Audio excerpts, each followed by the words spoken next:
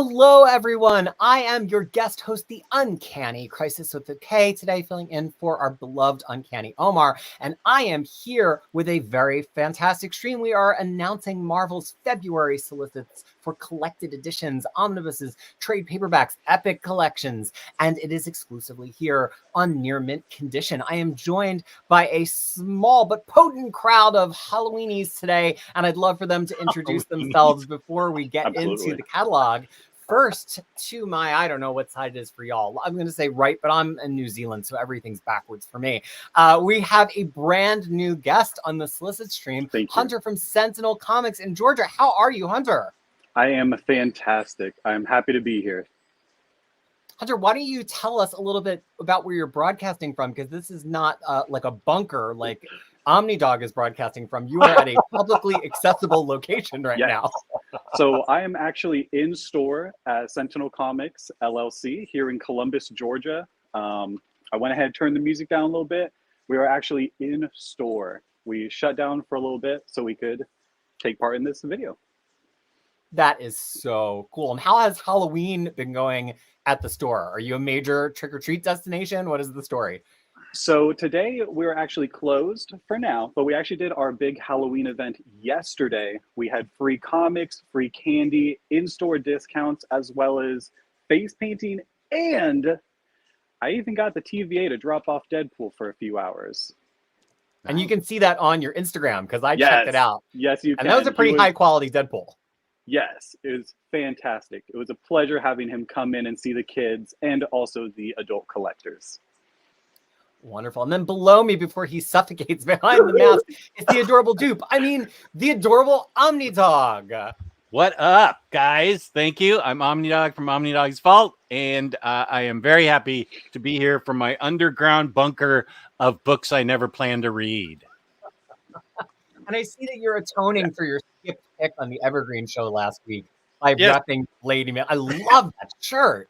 It's my Day of the Dead Lady Mechanica one, so I thought you might like that. And it's a color that you never really see. Like, I would call it pink, but I think my wife calls it like coral salmon gloop or something. I don't know. It's one of those. I would say it's a dusty rose, perhaps. Dusty Rose. I like that better. Wasn't that a wrestler at some point? Maybe Dusty Rhodes. Rhodes. Rhodes. There you go. Very close. I don't know wrestling, obviously. I dabble occasionally, but... Wonderful. Well, folks, we have a huge catalog to get through. You have seen some of these exclusive omnibus announcements and epic announcements here on this channel, but I think this might hold a few surprises too. And as always, we're here to try to help you find the books that you are going to love. So we're going to talk about the ones that we've read already. We may or may not love them, but you might still love them. And Hunter is perfectly positioned to talk about that because he sees what books people are loving every day in his store. Absolutely. Absolutely. All right. This is the stream where Crisis gives us homework, and I'm like, I'm not reading all this homework stuff you gave me. What the heck?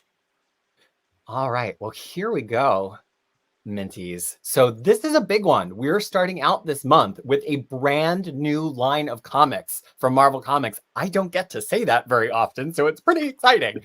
This is the Marvel Premiere Collection, and it is a new format that is, I'm going to just scroll down to show the covers, which are these very cool covers that make them look almost a little literary. And this line, I believe, is going to be a 6x9 trim size. And just to show you that, so Superman Smashes the Klan is 6x9. Here is one of my favorite X-Men epic collections behind it. So that is a 6x9. It's digest size, it's manga size, it's DC compact edition size. So Marvel is now competing in that market. Yes. Hunter, do you see any excitement around those DC compact editions in the store? So we've had a lot of people ask about them. We carry a lot of collected editions in general, but a lot of people are actually talking about these because they're more accessible and they're easier to travel with. It is a smaller font. It is just shrunken down a little bit. You get the exact same thing. The paper is a little bit thinner. It's more like the newspaper, so they can fit the whole thing in a small book. But we've had a lot of excitement for. I've had requests for not only the Hush storyline, but also the All-Star Superman in anticipation for the new James Gunn project. So people are excited and they are talking about them. Excellent. And so let's take a look what Marvel is launching these for. So the first two here, Black Panther, A Nation Under Our Feet, Ta-Nehisi Coates' opening run. Daredevil, Born Again by Miller and Omnidog, can you say it for me? I should as a good Italian, but I'm not going to. Mazzucchelli? Oh boy. Frank I Miller? don't know. Mazzucchelli. Wait, no, go back. What? David? Mazzucchelli? I thought it was K. Oh, I'm not going to be allowed to make lasagna anymore after this. Okay, let's keep going. So, you mean lasagna? Okay.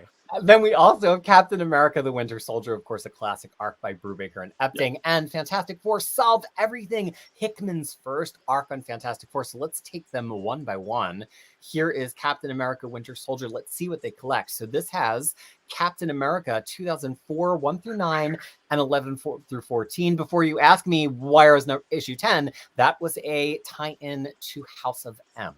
So it is not included because it was a totally different cap and a totally alternate place. So this is that whole first hunk of Winter Soldier. It's also been offered in a Winter Soldier Complete collection. And these digest size collections are coming in at $15 retail, and they are 6x9, a pretty good price for 312 pages. That's as big as some Epic collections. Yeah, that's super affordable.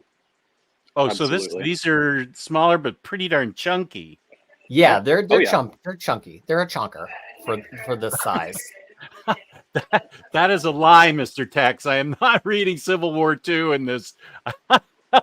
Don't you dare spread that rumor. It's going to be a live reading. Just is actually going to do a live dramatic reading of Civil War II. The next one we have here is Black Panther, A Nation Under Our Feet. That is going to collect Black Panther 1 through 12 from the beginning of all new, all different Marvel with that beautiful art by Brian Stelfreeze and Chris Sprouse. That is Black Panther 1 through 12, also $14.99. This one is going to be on sale in February. Did I miss saying when Captain America would be out? That one will be out in April. So Black Panther is going to be out first. Next, we have Daredevil, Born Again. This one also out in February. This collects the classic Daredevil story by Frank Miller and David Mazzucchelli. Daredevil Mazzucchelli, you said. That's how I would probably say it in South Philly back in the days. David Mazzucchelli, but I don't know. People in South Philly have their own version of Italian that they speak that has nothing to do with Italy or the Italian language. This collects Daredevil 226 through 233. And then we got one more, and then that's all four. And then let me see what the chat has to say about this. Any excitement? Born Again is the one that people are most excited for in store here. Which one is that, Hunter? Born Again is the one that most people are talking about. Ooh, interesting. Yeah. Interesting that it's the most classic one that people are buzzing about. And is this going to line up exactly with the TV show? Is the TV show reboot or not reboot or whatever it is it following the Born Again storyline? Yeah. Okay. It was supposed to. They've added some of the Muse storyline in, as well as the Mayor Kingpin as well. So we'll have to see. But this is the one that people have been requesting me order. Wonderful. Get them ready for the TV show. Bruce, thank you so much for the super chat. Bruce expressing some skepticism about this smaller size. But let's remember, Bruce, these are books that we have had vast availability in multiple larger sizes too. So these smaller sizes are just reaching out to a different audience. I mean, Hunter was saying some people are kind of just a little bit more open to trying something off the shelf. Hunter, I bet you're going to sell a ton of this Daredevil off the shelf once the show ends. Yeah. A lot of people like that it's very focused on one storyline. I think they'll mainly keep to event storylines with this. I don't think they're going to try to make a whole line. That's just my opinion, though. Now, the question is, do we need a whole new show called the Marvel Premiere Collection Show where we try to prognosticate which books are going to be getting Premiere Collections? Logan wants to know my thoughts, but I'm interested in both of yours, too, on the Ta-Nehisi Coates Black Panther. Have either of you two read that run? I have not read it personally, but I've heard good things about it. I have it in oversized hardcover, and I have wanted. I've been putting it off. I know I put off reading everything I own, but mostly this, because I haven't read a Black Panther book yet that I've really, really cared for. I've read Priest's run. What's the other famous run? Reggie Hudlin? Reggie Hudlin, yep. Yeah, I did not care for either of those. I did like the one-shot Secret Invasion Black Panther story. That was awesome. I can't remember who wrote that, but I feel like it was somebody that's known for writing really good books. I don't know. I've had trouble finding a good Black Panther story. For me, I know other people love Priest and Hudlin and the original Don McGregor, I think, or Jack Kirby, whatever the history goes back to. I'm hoping that I really like Coates because I collected it with the desire to finally find my Black Panther.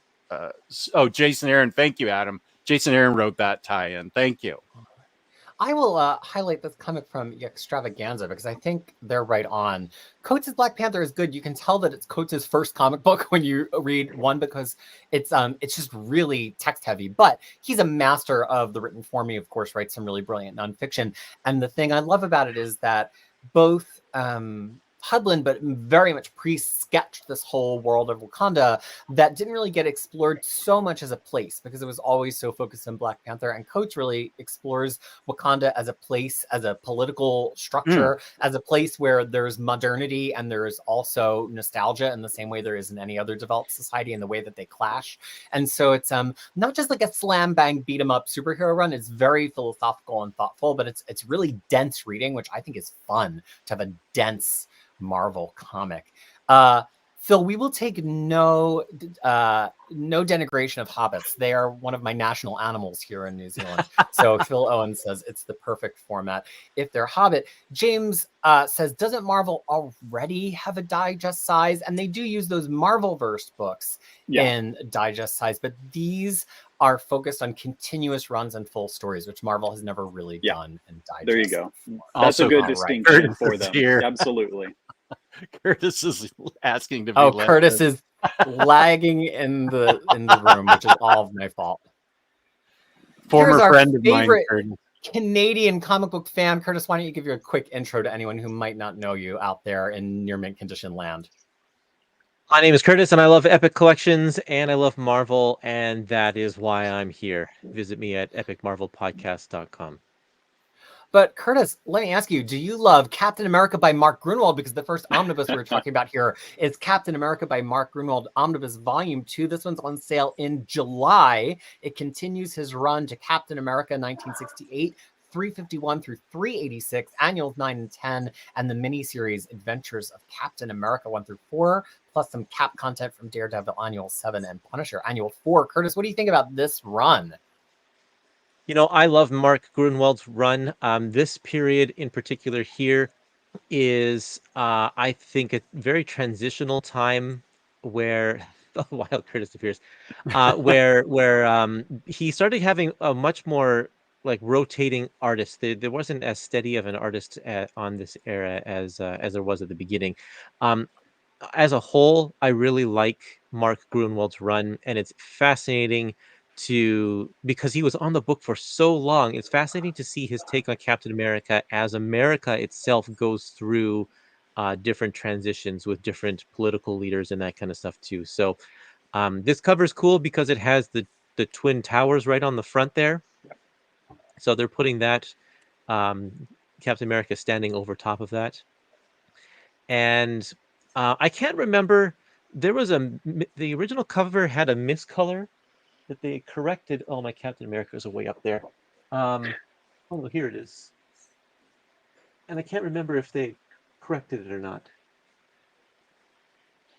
Yeah. So the American flag, apparently the stripes are on incorrectly on that cover, but they corrected it for the Epic collection. You see there's white on the bottom, whereas this one has red on the bottom.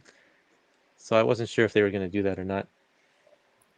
Logan asks if this collects the Bloodstone Hunt. It actually does. The Bloodstone Hunt trade, which collected that story, is issues 357 through 364, which is entirely in this collection. So I think that's a good thing to know. I don't know if anybody's leaping to buy volume 2 without getting volume 1, but this does have some pretty significant stories in it, which I think read well all on their own. Curtis, I think we're in for about 4 omnibuses of this, if I've done the math correctly. Do you think that is going to be the case, given how lengthy the Epic collections are? Yeah, this is about halfway through. This is about halfway through his run. Yeah. Hunter, do you do a big omnibus trade there in Sentinel Comics, or are you more into trade paperbacks for your collected editions? We really try to carry everything. We do try to carry Omnis as well as the Epic collections. I really try to carry at least one, if not both, covers for when we get the Omnis. So I'm actually really interested in the direct market there with the Serpent Society. I know, it's kind of cool. I wish I was bigger. Usually I'm into the main cover, but that DM cover is pretty cool. So it looks like Tomi's going to pick up volume 1. Phil reminds Curtis to not conduct any elder abuse here. Yeah, Curtis and I broke up on Saturday. Oh, I totally missed the lore. The lore. And Tom pointing out something that we all missed, that Marvel Masterworks, mighty Marvel Masterworks, are also digest size. So Marvel is in the digest format. And if you haven't seen this before, Omar and the Kid Minties do a wonderful review of those books here on the channel. Let's keep rolling through some more omnibuses. This one, I have to say, to me, this is one of the most long-awaited omnibuses in Marvel. This is Spider-Man by Michelinie and Bagley, Omnibus Volume 2. This collects Amazing Spider-Man 376 through 393, so it goes right up to the Clone Saga and significantly collects all of Maximum Carnage. So it has annuals 27 and 28, Web of Spider-Man 101 through 103 and 112, Spider-Man 35 to 37 and 45, Spectacular 201 to 203 and 211, and then Amazing Spider-Man Ashcan Edition, Venom Lethal Protector, the whole series, and material from Spider-Man Unlimited 1 and 2, which of course bookended the original Maximum Carnage crossover. Guys, is this the first time we've ever had Maximum Carnage in oversized format? Could that possibly be true? It hasn't had its own standalone oversized hardcover. Yeah, I don't think it has. I think it has. Really, it hasn't. Was it? Wow. Has it? Correct me if I'm wrong, but was it ever included in any of the Venom Carnage omnis? That's what right. Oh yeah, it's in the Venomnibus. Venomnibus. Yeah, there you go. Yeah. There you go. Spider-Man versus Venom. Yeah, but this is there. Yeah, that's the one. There we go. But this is great for filling all those gaps leading right into the Clone Saga, though. This is fantastic. And the fact that it has Maximum Lethal Protector. Yeah. Fantastic. Yeah, I was going to say that too. The fact that they put Lethal Protector in here is a really nice touch, something that the epics didn't include, in the Spider-Man epics at least. So nice to have that in continuity. And I think you could probably get rid of your Spider-Man versus Venom omnibus and replace it with this one. You could, if you have the other if you have the other omnis.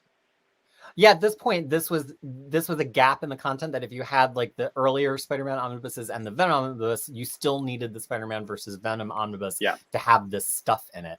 Adam points out that this doesn't have Michelinie's Planet of the Symbiote story that wraps up his time in Spider-Man, and that's not, I don't think it's in the Clone Saga omnibuses either, so perhaps that will go into an omnibus of one of the other series if we get that far. I don't know. I could see them trying to put that in the, maybe if they do an adjectiveless Spider-Man omnibus line. Yeah. That could fit in there. Continuing, now we're getting into Masterworks. The first one we have is a pretty big masterwork because it is Marvel Masterworks, the Fantastic Four, Volume 27, which is the final masterwork of John Byrne's run on Fantastic Four. It collects Fantastic Four 286 through 296, and material from Marvel Fanfare, $75. This one will be out in, where's the darn date? Am I going crazy or doesn't say the date? There is well, it's going to come out soon. Eventually, right? Eventually. So if this is actually going to be my final Masterworks in this line, because I think the end of Byrne's run is a fine cutoff. I already sold my Byrne omnibuses. So this, to me, I have 27 volumes of Marvel Masterworks Fantastic Four, and that will be the end for me. Adorable Omni Dog, have you ever read the John Byrne run of Fantastic Four? I haven't. I do own it, and I was wondering, actually, I do have a question. If I have both of those Omnis, is it advisable for me to also get the Thing Omni by John Byrne? Does it tie in well to those two Fantastic Four Omnis? His Thing run? Curtis, did you want to talk about John Byrne's Thing, or would you like me to tackle that one? Yeah, talk about John Byrne's Thing. Well, they don't cross over. That's a period where the Thing is not on the team, so he's off on his own adventures. And there is one little crossover, but I'm sure if you have either of those Omnis, they'll include the crossover material. So it ties in a little bit, not too much, that from what I recall. Actually, I phrased that poorly. Is it a good companion? Companion, yes, good companion, yeah, absolutely. Yeah. Good. Okay, good. And for folks that don't know the Marvel Deep lore, that of course straddles, well, Byrne's Fantastic Four run straddles the end of the original Marvel Secret Wars. And at the end of Secret Wars, Thing kind of strikes off on his own, and She-Hulk joins, and you can see her on the cover here. So She-Hulk's not a guest star during the end part of Fantastic Four by John Byrne. She is the fourth member, and the Thing is off having his own solo adventures with Marvel 2-in-1 having wrapped up and then transitioning to a full-time Thing solo title, also written by Byrne in that period. Great detail to include, absolutely. Yeah. All right. For all the people that wonder where the Thing went. Matt Gorish giving a endorsement there. The Thing had some really good issues. Okay, cool. But DBZ All-Star, hey friend, also points out that Byrne's run is really self-contained. Other than maybe kind of marginally being aware of what happens in Secret Wars, you don't really have to be aware of a lot of other comic books to appreciate this run. We've got another Masterworks here. This is a Remasterworks of Silver Surfer. It is Silver Surfer Marvel Masterworks Volume 1 Remastered by Stan Lee with Roy Thomas, with art by John Buscema and Jack Kirby with Mary Severin. And this collects Silver Surfer 1 through 6, as well as material from Fantastic Four 5 and Not Brand Ek 13. It will be $75. And a lot of people asked, why doesn't this have all the stuff in Epic Volume 1 from Silver Surfer? But Curtis, can you give a little hint as to why this does not start at the same place as the Silver Surfer Epic line? Silver Surfer Epic line, Epic Volume 1 is a hodgepodge of different Silver Surfer appearances throughout the years, whereas the Marvel Masterworks, they don't do that. They only collect titles, specific titles, or at least they did at the beginning. So this one starts where Silver Surfer's actual #1 issue starts. And I'm hoping that this remaster works because this volume exists. That means they've gone through this material again and brought it up to current Marvel restoration standards. I'm hoping that we will see this stuff in Epic Collection pretty soon, because that is Epic Collection Volume 2, which we don't have, and people have been asking for years. Yeah, they've been studiously avoiding it, which really was good for us because we got so many epics of the 1987 series in the process. But do you think they're just going to, this is just one epic, right? This whole series is going to be one epic. It would have to be because it won't. We have 1 and 3. They've already mapped 1 and 3. Yeah. So 304 pages, though. It'll be a little bit of a thin epic. Oh, no, this isn't the full series. This isn't. No, this is only 1 through 6 issues. Yeah. When that epic collection comes out, it'll be one of the fattest epic collections, because I think that it's like 18 issues, but a lot of them are like either double size or they're not the typical size comics. Yeah, I was kind of surprised that they left it all to be in one epic. But for folks that don't have it, when they do Remasterworks, they do some cleanup of line work and coloring. It's like DVD to Blu-ray. If you're not somebody who really gets in close on the line work, you do not have to have FOMO to go out and get Remasterworks. But if you've been waiting on the Masterworks line, or if you really are somebody that goes in close and deep on the artwork, it is a very noticeable improvement if you have both. So well, I think in this case, this was one of the epics, or this is one of the Marvel Masterworks that came out in the 80s. And back then, they weren't coloring them to match the original issues. They're using some gradients. They use different colors in the backgrounds and all that kind of stuff. So this one should restore it back to the original colors, like to match the original colors. Well, heck, I have that one on my shelf right up there. Well, I'm not going to open it right now. We got to keep cruising. But now you FOMO'd me. Check right now for us. Oh, should I be getting this? So speaking of the Wow. thing, and somebody in the chat was teasing that they thought this one was upcoming. You're right, my friend, because this happens a little bit before that burn material in Marvel Masterworks, but this is Marvel 2-in-1 presents The Thing. Marvel 2-in-1 was Thing's solo series back in the 70s, much like Marvel Team Up was a Spider-Man series. And this has got a pretty titanic fight against Man-Thing, although Man-Thing's looking rather browned. This must be during the dry Fantastic cover. season. Here on the cover. It's a fantastic artwork. This collects Marvel Feature 11 through 12, Marvel 2-in-1 1 through 20, not 21, because who is in that, Curtis? Doc Savage? Doc Savage, yeah, Doc Doc Savage. Savage. But then 22 through 36 and Annual 1, as well as Fantastic Four Annual 11 and Marvel Team Up 47. This is $100, 888 pages. So it's that mid-size that Marvel likes to stick to for its 60s and 70s omnibuses. And this one is out in June 2025. Folks, any comments from y'all on Marvel 2-in-1 finally hitting omnibus? Marvel 2-in-1. Yeah. It's great to have this line. It suffers, the content suffers a little bit from having different writers doing every other issue or so. But it's all Marvel's top tier. Like if you look at the list of creators on there, it's everybody you could want from 1970s Marvel, all in one book. But like I said, there's just a little bit of inconsistency because of it. I think that's a wonderful point.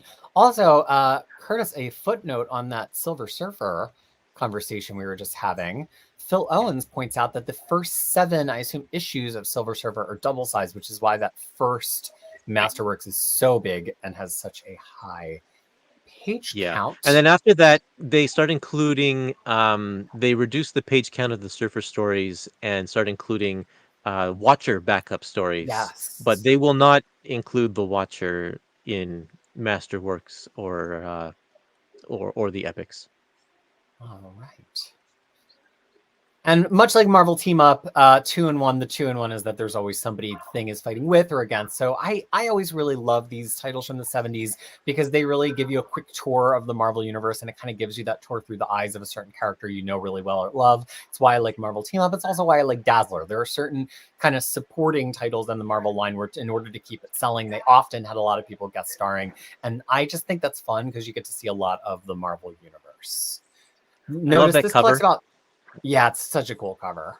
What I love about Man-Thing is that because he's plant-based, you have no problem punching him right through the chest with the fist coming up the other side and making it super ultra-violent without actually being super ultra-violent. Yeah. Love it. Absolutely.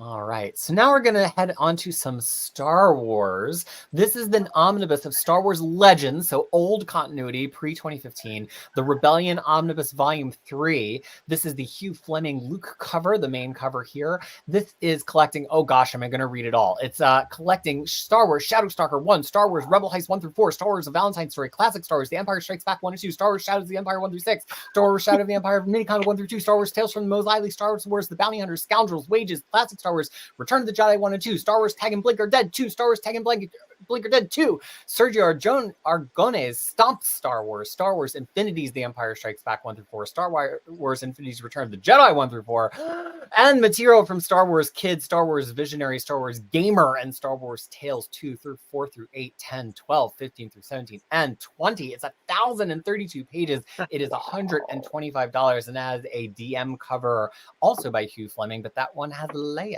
on it.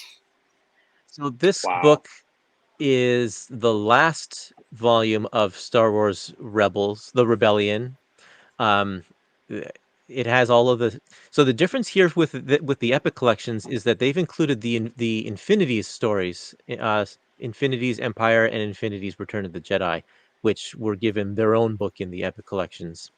The standout here, I think, is the classic Star Wars Empire Strikes Back number 1 and 2, which is it's a reprint of the Marvel adaptation of the movie by Archie Goodwin and Al Williamson.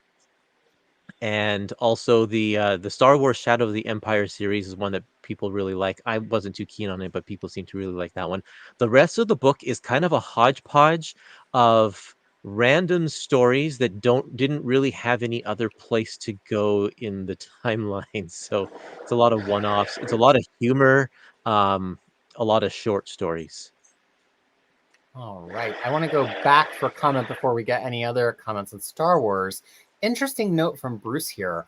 Marvel 2-in-1 number 21 is currently on Marvel Unlimited, but it's not, the rights, I guess, don't allow them to print and keep in print that issue. So enjoy digitally while you can. You never know with Marvel Unlimited. Hunter and Omnidog, any comments on our Star Wars omnibus here before we keep moving? I am completely disconnected from Star Wars. So I'm happy to see missing pieces put somewhere in the oversized format. But as far as I don't follow Star Wars, unfortunately. Well, it's a lot because it's the whole universe of continuity that lasted for almost 20 years that existed before the Marvel continuity began afresh in 2015. But in a way, I find that fun because it's all bottled. It's all there for you. You know you can have it all. You know you can have all the stories and have something definitive. And that's why the Epic line is really great. Should be noted, the Epic line for these omnibuses does not perfectly always line up break for break with the omnibuses, but they all collect the same material as a line. So the Repellion omnibuses 1 through 3 will collect everything except for, as Curtis noted, what were the stories you said were only in the epics? I thought you were saying the Infinities or the other Infinities, the Star Wars Infinities stories that are in this one are put in their own separate epic. They're not included in the ones that are labeled the Rebellion. Got it. All Cool. right. Now, here is a hotly anticipated oversized hardcover, pretty rare in Marvel catalogs at this point, which is X-Force by Benjamin Percy, Volume 4. This is the end of the X-Force run during the Krakoa era. It's penciled by Robert Gail, Paul Davidson, and Daniel Picciotto, and it is X-Force versus the Beast, and also a wrap-up of the long-running Colossus plot from the very first arc of this title, because, of course, it was all written by Benjamin Percy. This collects X-Force 2019 39 through 50, so it's 336 pages. It's $75. Ugh. Fantastic. I'm good with it. 100% on board for this one. 100%. Yeah, do you have this whole line on your shelf right now?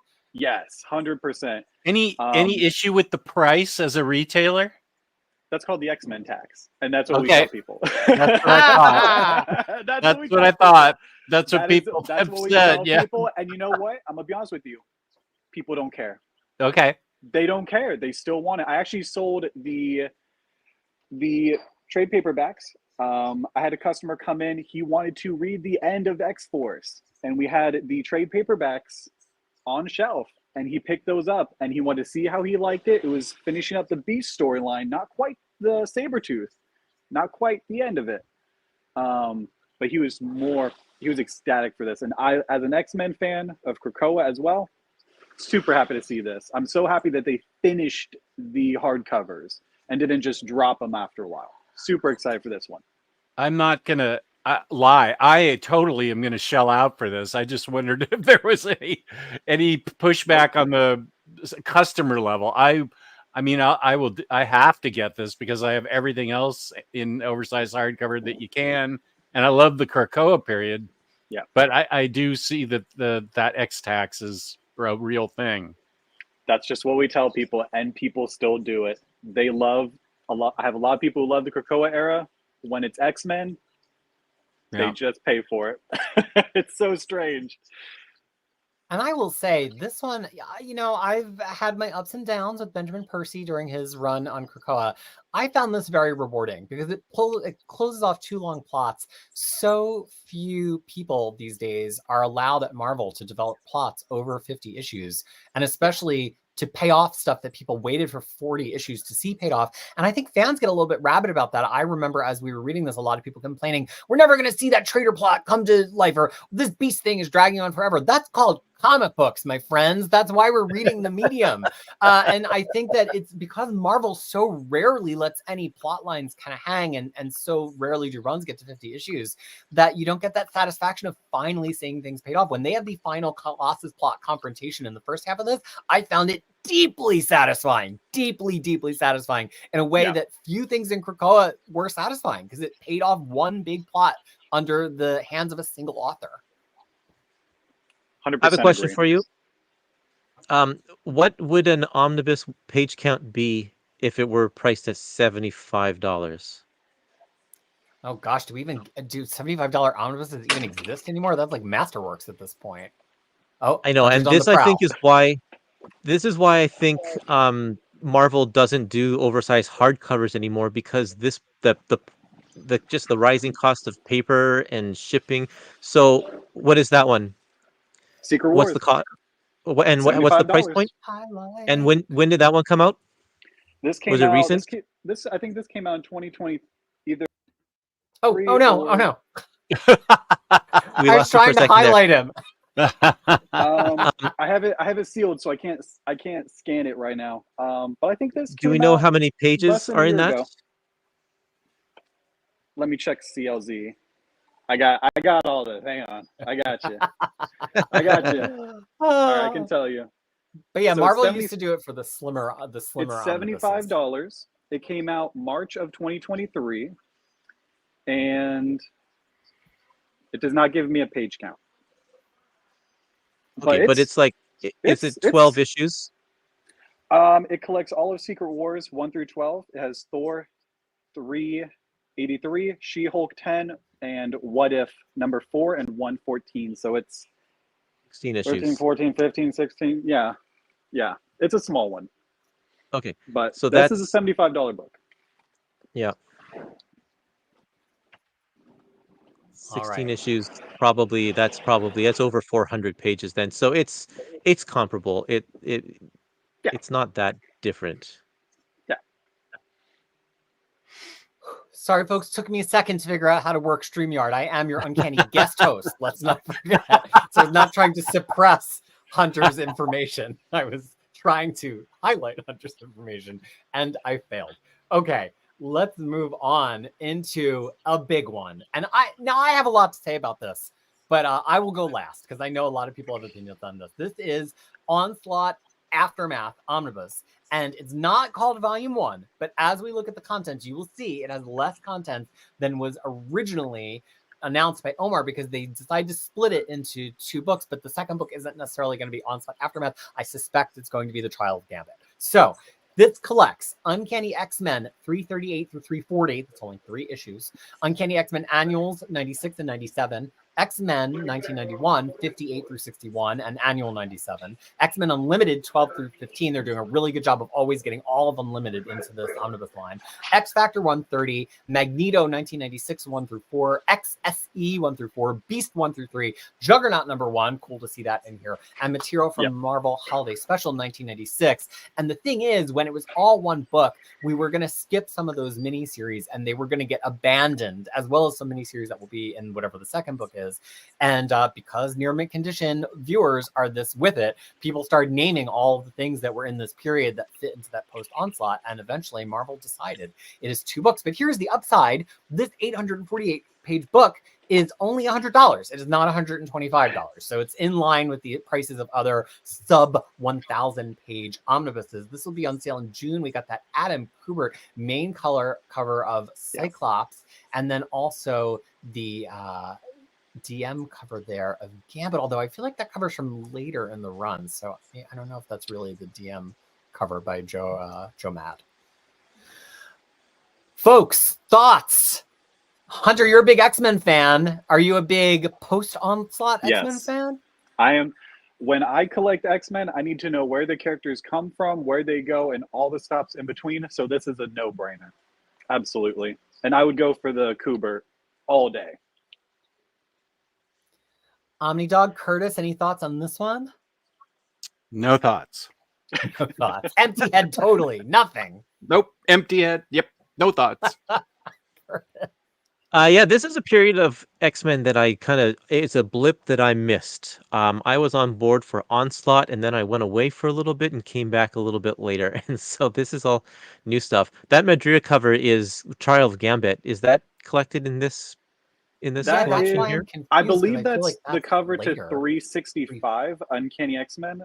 I believe it's Uncanny 365. Let me double check. So it's not. Yeah, it's not in here then. Yeah, it's not. No. It's not. Yeah, era that's why I appropriate. was suspicious. I think they were maybe, trying to push that extra Gambit love.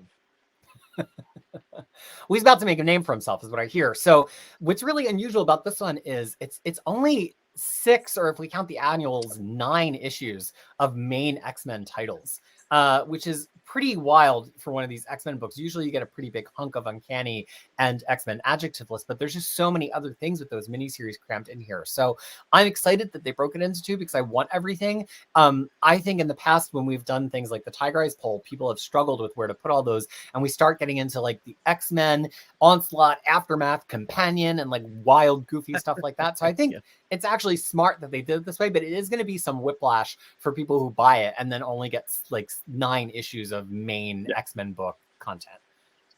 Also, that is the cover to, I was mistaken, it's 350. 350. I knew it was one of those anniversary numbers.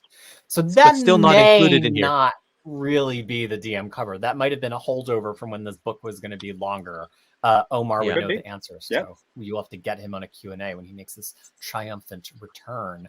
DJ all day said it's going to be 2030 before we see all this in the Uncanny X-Men series. Do you mean before we see this in the Uncanny X-Men Epic series? Or I'm not sure what you're saying it's going to be forever. We're really getting close to full coverage here. We've only got to get up to like the Shattering. There's going to be the second half of this, and then there's going to be the Kelly and Siegel era, and then we're going to pretty much be there. So we're getting really, really close to coverage all the way through the beginning of Austin's run. And then we, of course, will get the much desired, much beloved Chuck Austin X-Men Omnibus. 21 Roy says, grab your event Krakoa books. They all have double-side dust jackets and Pantone metallic ink. I had no idea about this information. This is the way more expensive to print, especially since they weren't printed overseas. OmniDog, do you have an unwrapped Krakoa event book within, like a Sins of Sinister or an X of Swords or an X Lives X Death of Wolverine? 21 Roy, I had no idea about this. All of ours are sealed. I would have checked. I have 3 that are open that I've actually read. I know, sorry to disappoint everybody out there, but I've actually read some books. Does Hellfire Gala count? Okay, let's see if that counts. So take off the dust cover. Is it something on both sides? No, not that one, but it is silver metallic. Well, no, there is. Yeah, there is something on that side. Yeah, there is. There's like they did. Okay, wait. And they were having a brat summer that summer based on the green of that book. There's a couple things here. Okay. All right. There's that.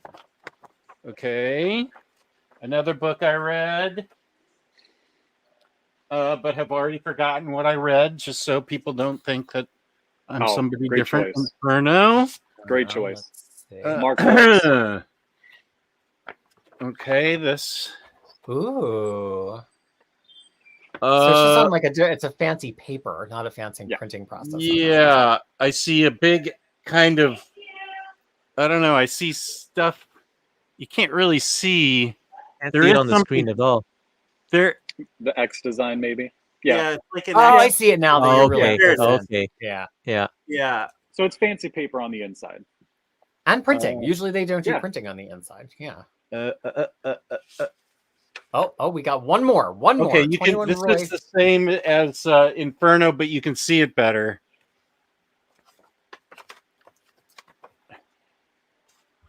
Yeah. Oh, I can. Yeah, there you go. Yeah, there it is. Thanks for showing those. All right, 21 Roy. It's like I feel like we just like discovered the DVD bonus features of these books. All right. Okay. Scan your. All right, folks. And so asking here, and I don't want to say your name wrong, although feel free to correct me. I'm going to say Erdali. I'm probably wrong. What will be called the next volume? I really think the next one's going to be Trial of Gambit, right, Hunter? Yeah. That's going to lead right into it. That's a no-brainer, honestly. Because I don't think they would tag a whole book as Operation Tolerance Prelude, because I think it's actually going to wind up containing a lot of Zero Tolerance. Because Operation Zero Tolerance was a lot of like Generation X, Wolverine. It really very minimal in the mainline Uncanny run. All right. Well, let's move on. This is a Marvel Studios art book. It is Deadpool and Wolverine Exposed. Photos from the set. This will be on sale in March. It presents for the first time a dust-jacketed photo book, a keepsake, if you will, of your experience not experiencing what they experienced on the set of Deadpool and Wolverine. It's 224 pages. It is $60, and it's got a pretty large trim size. It's about 11 and not quite a half inches by 9.5 inches. So this is a pretty hefty book, as all of the Marvel art books are for Marvel Studios. But now let's get the last time I left the house for a movie. Oh, I'm excited for it to come on Disney Plus pretty soon. It's but now fun. let's get into some current Marvel series. And Hunter, as the person who lives in a comic book store, I want you to talk about how you are seeing the impact of this Ultimate Spider-Man series. This is Ultimate Spider-Man by Jonathan Hickman, Volume 2, The Paper, written by Hickman, penciled by Marco Cicchetto and David Messina. It is containing issues 7 through 12, 152 pages for $19.99, out in March. People, let me tell you something. People are loving the Ultimate Universe. It doesn't matter if it's Ultimate X-Men, Ultimate Spider-Man. People are loving it. I'm serious. Ultimate Spider-Man is one of our biggest sellers. People come down for the first prints. They come down for variants. It doesn't matter. So to have this all in one place, at least those few issues, I think it's a really big hit. Seriously. People are loving it. It's a really nice jumping on point. Again, like the first Ultimate Universe was, where people can see these characters in a different light, a different perspective. It's a really good opportunity. Seriously. People love it. And it's super gorgeous, and it's really engaging. Yeah. And Hickman, if you've been a little plus and minus, come and go, and Hickman in the past, he doesn't engage in all of the same tricks he always does. Like, this is a lot more heartfelt. It's a lot more emotional. There's one issue that's just people at dinner having a pretty weighty conversation full of a lot of implications. Maybe that was in the last volume, but it almost felt Bendis-y, which is not Hickman's usual vibe. So I like that he's playing with form and he's playing with tone.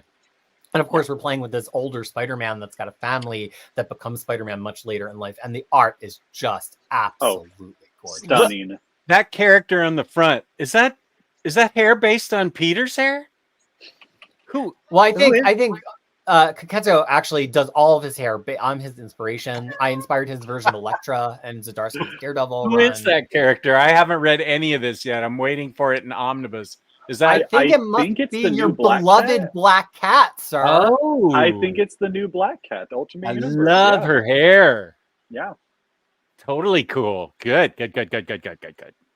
Yeah, highly recommended. Yeah. Curtis, have you had a chance to read that first trade of Ultimate Spider-Man yet? Yes, absolutely, and it is fantastic. So that is a 3 of 4 recommendation, and OmniDog will catch up shortly, I'm sure. Oh yeah. But now, folks, this is a very special time because I get to talk about a new line of X-Men on the show. And Hunter is a huge X-Men fan and has been selling these off the shelf. So he is going to be the lead of this discussion. Yeah. This is one of our 2 flagship books. It is Uncanny X-Men by Gail Simone, Volume 1, Red Wave. It has pencils by David Marquez and Javier Garron, and it is collecting issues 1 through 6, as well as some of the epilogue material from X-Men 2021-35, as well as the Gail Simone Jubilee story from Free Comic Book Day 2024, Blood Hunt and X-Men. Is 168 pages. It is $19.99 for those. It really equates to almost 7 full issues. Oh yeah. Hunter, how has this been received there in Sentinel Comics? I'm going to be honest with you. It has sold out before it even hits the shelves. Every single time Uncanny X-Men comes out, we have to do a restock on it. People have loved it. I love it. I'm a little biased, but I love it. People have really enjoyed it. It's a great jumping on point after all of the Krakoa events, all the big world building. These characters as well. You have Wolverine, you have Rogue, Gambit, Nightcrawler, and Jubilee.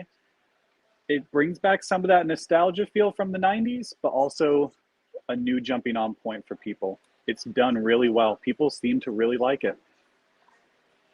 Yeah, it is. This is the book for people that just want like recognizable X-Men stories. I feel like out of the whole line, it's using a classic lineup of characters. They look beautiful. They're in recognizable costumes. But Gail Simone's is not doing the same old, same old. There's some interesting plots that kind of connect to how Krakoa fell apart in the aftermath of that. And there's also a lot of new mutant characters in it, which was shocking to me.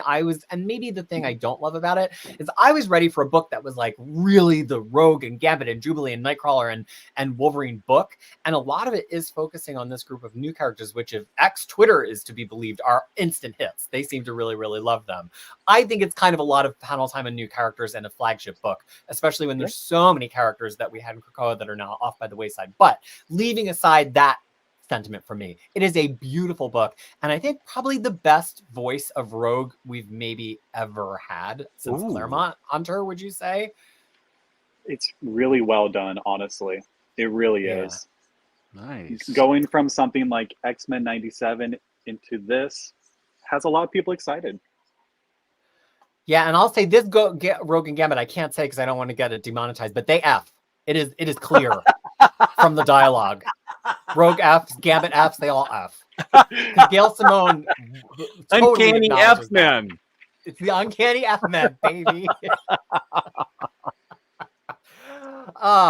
RWB 7210 says they wish Simone would dial down the dialect on there's a lot of sugar, Gambit. There's a lot of that. It's a lot of that. Actually, I never read any Chris Claremont, apparently.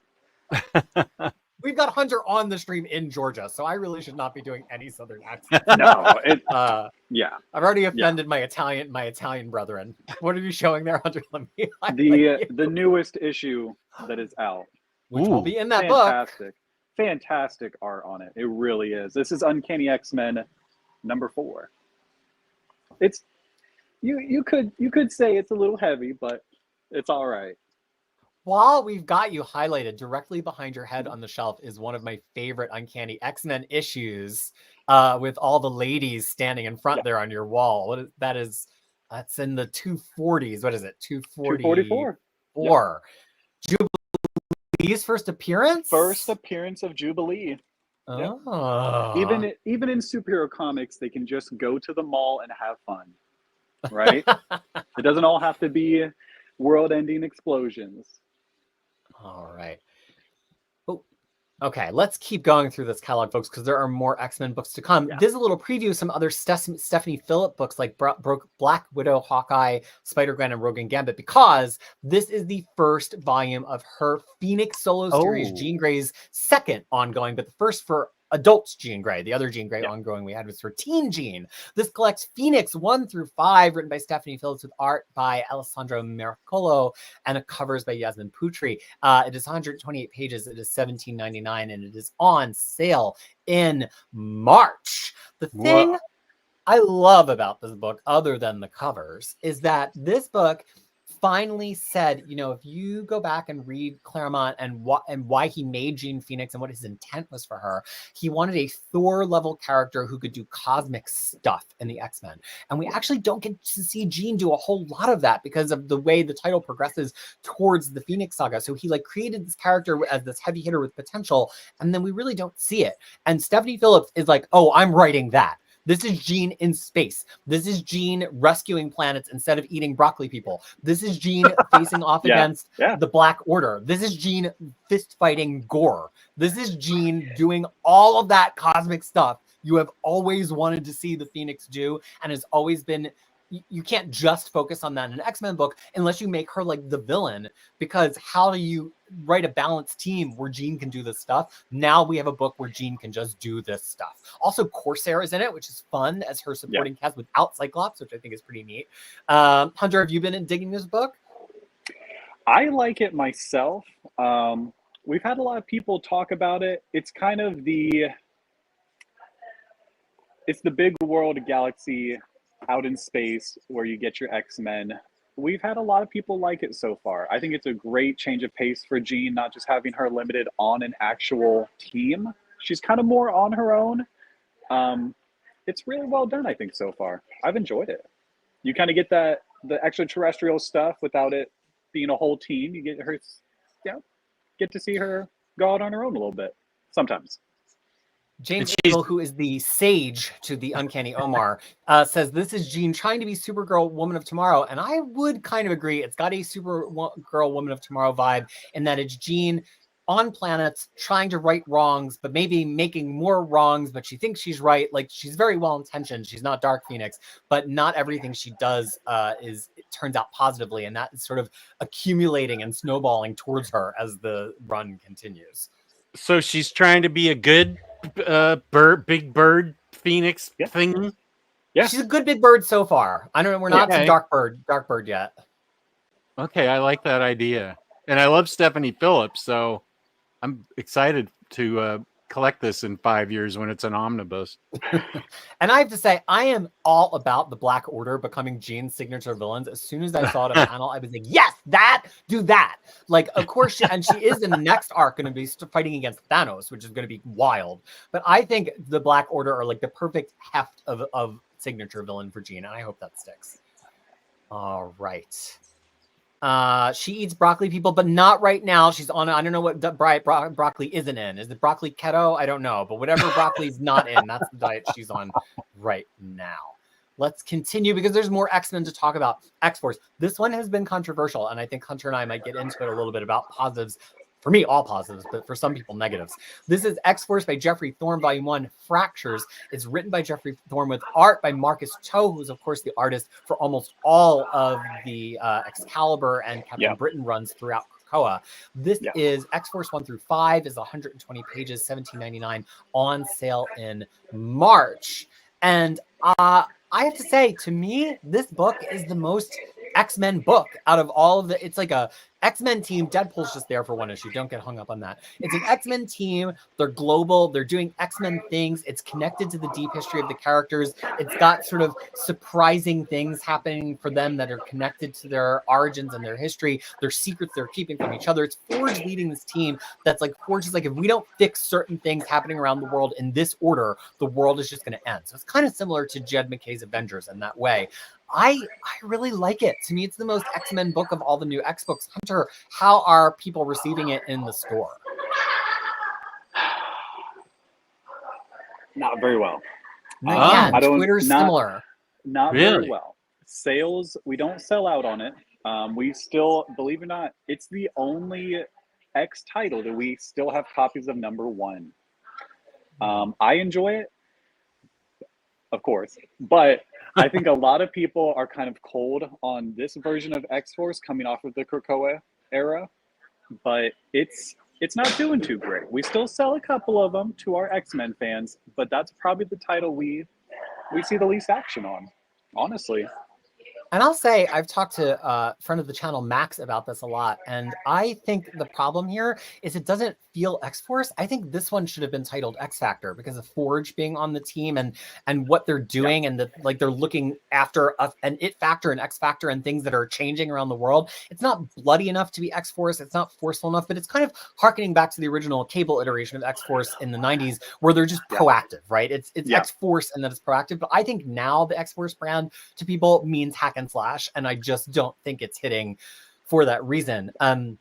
Even though Forge is presumably the leader, it's actually probably the most female-fronted book out of this whole X-line other than NYX, and I guess exceptional because it has Sage often as the narrator, and then it has Betsy and Rachel really as two of the point of view characters, and also Surge, who's one of my favorite X-Men of all time. So I would say give it a chance and make up your own mind. I would not believe the lack of hype, but I would maybe hold up your fingers and cover the title X-Force and just read it as an X-Men book without assuming you're going to get X-Force things from it. And if I can, I think when a lot of people think of X-Force, they don't even think about the 90s X-Force anymore. I think they think of the Rick Remender, Uncanny X-Force. They think of the Kyle and Yost, Necrosha X-Force, the dark, the gritty. And then you just had a really, I don't want to say mature, but a really graphic X-Force coming off of Benjamin Percy. So I think if people give this enough time, let it cook, all right? Give it a chance. Make your own opinion about it. You're not going to get the same thing from those. But if it was all the same forever, would we really be doing anything different? I'd say give it a chance. Yeah, somebody, I got to scroll up in the chat. Somebody had a great read on this that I have to find. They said it reminds them of Extreme X-Men. Yeah. I can't Yeah. find the darn Yeah. chat, but Martian there it is, Pilgrim Martian at Pilgrim. 334. Yeah. I completely agree, Martian Yeah. Pilgrim. I think and look at that pink X-Men shirt with a stuffy Infinity Gauntlet fist. So we're going to trust Martian Pilgrim's take on that. Yes. There you go. Yes, we do. I and give then it a also, chance. also, even though this one's not in this catalog, Unstoppable Bar, friend of the Near Mint Condition family, actually family member of Near Mint Condition, wants to know, Hunter, how does Exceptional X-Men do so far? So we had really low, and that's a great question. Absolutely. We had really low reception on Exceptional X-Men because people were kind of weary about the new characters coming in. They love Kitty, they love Emma, but they weren't sure what it was going to be. We got the previews, but if I'm being honest with you, we have a couple number ones, but people have actually had us reorder Exceptional X-Men. I've had to reorder a couple times just even for the cover A's. No one goes for the variants. They go for cover A. But we've had Well, pretty it's by good the reception interior on it. artist usually, which Yeah. is kind of unusual at this time. And Yeah. Carnero is my favorite artist, so I can see why they're going for the cover A's.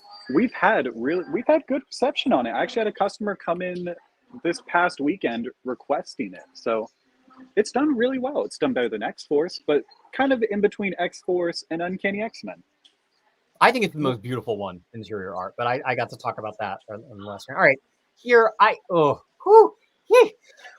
okay. This is X Factor. This one is controversial. What's this X by Mark Factor Russell? by Mark Russell with covers by Greg Land, so you know I'm at least reading it for the covers. Yeah. It's got X Factor Yeah. 2024 1 through Yeah. 5. It's 128 pages. It is $17.99. So Omnidog, you just had a reaction when I said Mark Russell. So for people who don't know him from his vast quantity of indie and DC work, can you just give your cold read on what you expect from a Mark Russell comic book? Wow. I guess okay. Mark Russell to me is the preeminent satirist and social commentary critic in comics today, with very pointed writing. Well, no, with very subtle writing, with underpinnings of the kind of social satire you would have seen like back in the 60s and 70s from Mad Magazine and things of that nature. Very intellectual and well written, but he definitely makes his points. But I also find him to be very humorous too at times, and I see exactly what the problem is. He's playing in the X-Men sandbox, and he probably doesn't know how to do it right. Am I right?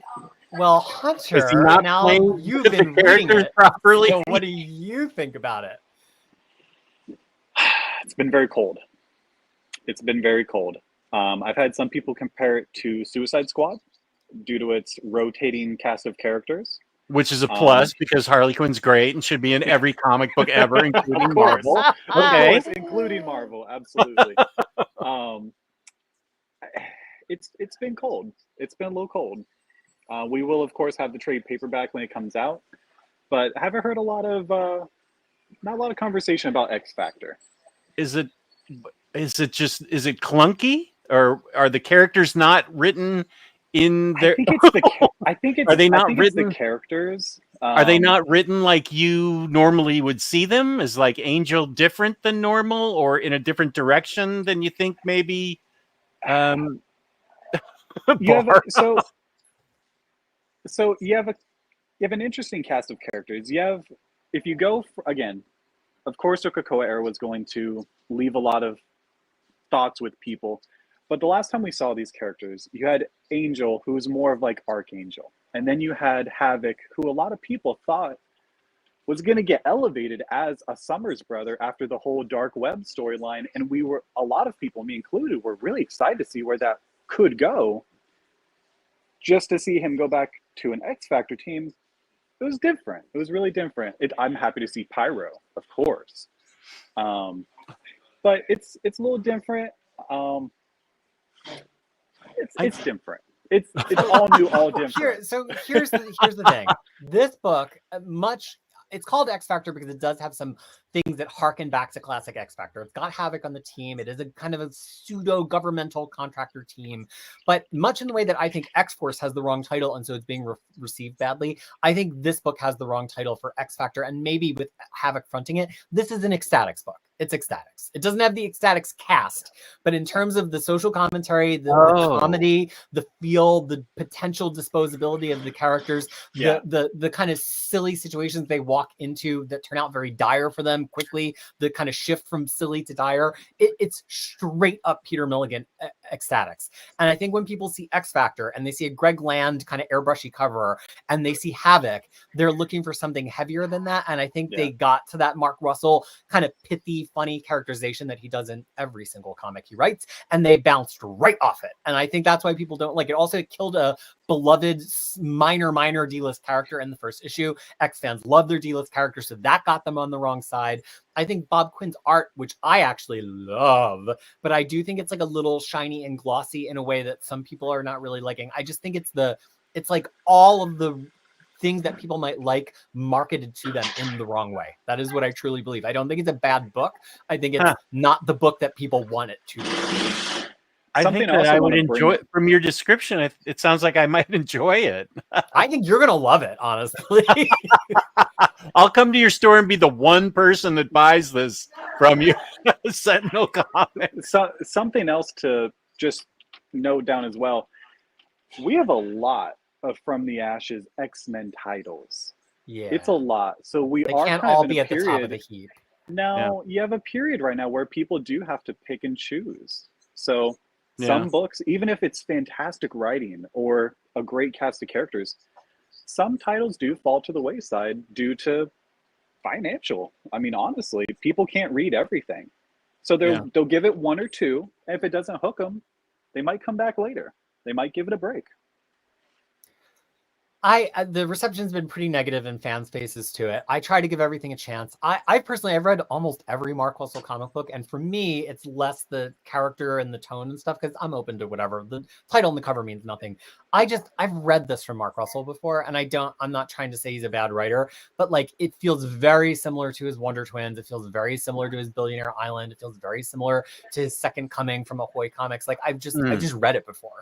But I think for people who aren't hung up on it being X Factor and aren't already kind of well versed in Mark Russell or have read like half of the Mark Russell oeuvre, I think it really could hit for them. So that is what I'm going to leave you with, and we are going to move on out of the X-Men world. We're seeing some previews of Al Ewing books here because we're about to talk about Venom War, written by Al Ewing, penciled by Ivan Coelho and Carlos Nieto, and this collects just the primary Venom War series 1 through 5, although there are many tie-ins. It is 136 pages, $17.99 on sale in April. I did not realize quite how huge the scope of this event was going to be. And then as I started looking through the past few weeks of comics that I haven't read yet, I was like, oh crap, this is a line-wide crossover. I mean, it's gigantic. There's Wolverine, there's Black Widow, there's a Carnage book there. I mean, it's huge, but it's doing them all as tie-in miniseries. It's not crossing over into any ongoing series other than Venom itself. Yeah. Any excitement for this one in the store, Hunter? People love it. All right. People love it. People love it. We've had a lot of really good heat on it. It hasn't. And you know what's crazy is, like you said, it does have a lot of spin-offs and offshoots. It has Lethal Protectors. It has Carnage, Deadpool, Wolverine. It has so much. We're not seeing any fatigue. Seriously. Wow. We're not seeing any fatigue. And let me tell you, the biggest surprise out of these, just from a store standpoint, Clayton Crane did a horse Venom variant for every cover. And every single time it comes out, I get people messaging me, 2 to 3 people that aren't on pull lists. Do you have the Crane horse cover? Do you have the horse cover? I'm like, yes, I ordered the horse cover. Every time. I like the idea of Black Widow as a symbiote. Venomous. Yeah. Black Widow venomous. I was skeptical, but there was a one shot right before this that kind of recapped what she is as the symbiote, and it also had art by Lucio Vecchio, who I love, and it was really, really good. Like it really got me on board, so I'm excited to read her tie-ins. Also, I majorly love Flash Thompson as Venom or Anti-Venom or whatever he is. So seeing him front and center on that cover, I'm in. Our friend of the channel, Thorne Grunbeck, was playing with him in her run of Carnage. So it's really cool to see him turn up here. And then here we have one of the Venom War tie-ins, which is Venom War, Wolverine, and Deadpool. Got to get that sweet, sweet movie tie-in business. This is written by Tony Fleeks, who I love. He is the artist on Local Man, and Tim Seeley, who is the creator of Local Man, Colin Bunn, and Thorne Grunbeck, and has a lot of people on it because there are 3 different series in it: Venom War Wolverine, Venom War Deadpool, and Venom War Carnage. So 9 issues, 200 pages, $24.99. Unfortunately, I've not read any of these yet, but I do love Kev Walker's art. I do love Perry Prez's art. I don't know if I'm familiar with Roberto DeSalvo's art. And of course, Ken Lashley, one of my all-time favorites. Always love seeing him on a cover. Fantastic way to collect it. Seriously, they're able to collect. Yeah, you Carnage. think these 3 like go together well? Yeah, absolutely. You get the Carnage in there. Nothing gets left out. I really appreciate that. It's really good for new readers. Phil Owen's favorite book right here: Venom, Wolverine, Deadpool. Phil Did he say Owens. that, No, or are we mocking him? we're mocking him because he loves Oh, these 3 characters so much. I see a lot of people asking questions for Hunter about what's popular in the store. We'll definitely do some Q&A at the end, but I want to stay focused on Marvel right now. But it is, I mean, it's a huge X-Men fan who's actually seated in his retail store right now. Very cool person to have on this panel. Real quick. If I could. Sure. The Unstoppable Bar is asking me, how is Absolute Wonder Woman doing? Make them wait, Hunter. Save it. Okay. All right. We're gonna come back. It's Gotta getting watch late the whole where she is, stream, though. baby. All right. All right. Let's move on to some modern Star Wars. Star Wars Inquisitors. This is written by Rodney Barnes, who also did the recent Jango Fett series with pencils by Ramon Rosanes and a cover by Nick Bradshaw. This is Star Wars Inquisitors 1 through 4. It's 112 pages, $15.99, on sale in March. They are weapons of the Empire sent out to track down and kill any Jedi who survived Order 66. So this is a between the prequels and the original trilogy series. The Star Wars line kind of in an interesting place at Marvel right now because they're wrapping up all of the books that stretched from The Empire Strikes Back to Return of the Jedi. So we're kind of like waiting to see what the new kind of slate of ongoing stories are going to be. Are we finally going to get into that post Return of the Jedi period, or are we actually going to backtrack and do a bunch of books that now fill in that post prequel period, which we had in the old Star Wars continuity, but we haven't had a ton of in the new Star Wars continuity. So that will be interesting. This spins out of the Ahsoka series, right, from Disney Plus. Because I don't know. That's where I think that's where these characters come from. Is from Ahsoka. I thought it came from the Obi-Wan Kenobi series. Are Inquisitors in both? I thought in Kenobi. Oh, okay. I must be mistaken. All of those Star Wars shows kind of blend together. Yeah, maybe it is. I can't remember. I thought it was Kenobi. Kenobi's the first time I saw him, but I also haven't seen Ahsoka, so I don't know. Actually, Kenobi would fit the timeline better. That would make sense if they're killing the remaining Jedi after the Clone Wars. The Dylan UK, a Star Wars fan, but not a fan of multiple Inquisitors. Other than the Grand Inquisitor, he does not care for the rest at all. Arthur Rue lets us know that they came from the Rebels show. Okay. Right. Okay, there you go. Oh, sorry. John X also. And now let's also get some reporting on the Jess versus Curtis war. That is funny. Thank you, Matt. And then we have even more intel on the Inquisitors. Apparently, a lot of Inquisitors knowledge special in the chat. All right, moving on. we have Daredevil, the Woman Without Fear, Bloody Reunion. This is actually the second Daredevil, Woman Without Fear series because there was one that ran during Gang War, also by Erica Schultz. This one has Daredevil, Woman Without Fear 1 through 4, and it has also material that Elektra starred in from Daredevil 8, which is why you see Saladin Ahmed in the writing credit there. I'm a big fan of Michael Dowling's pencils, but I have not read this yet. I only read the Gang War series. I have to say, it's probably one of my favorite Erica Schultz series at Marvel so far. I think she kind of really nailed the voice and the vibe of Elektra perfectly. So I'm really excited to read this. It is 120 pages. It is $17.99. Moving along, we have Annihilation 2099, written by Steve Orlando. Steve Orlando has kind of been shepherding the slow and small revival of the 2099 universe.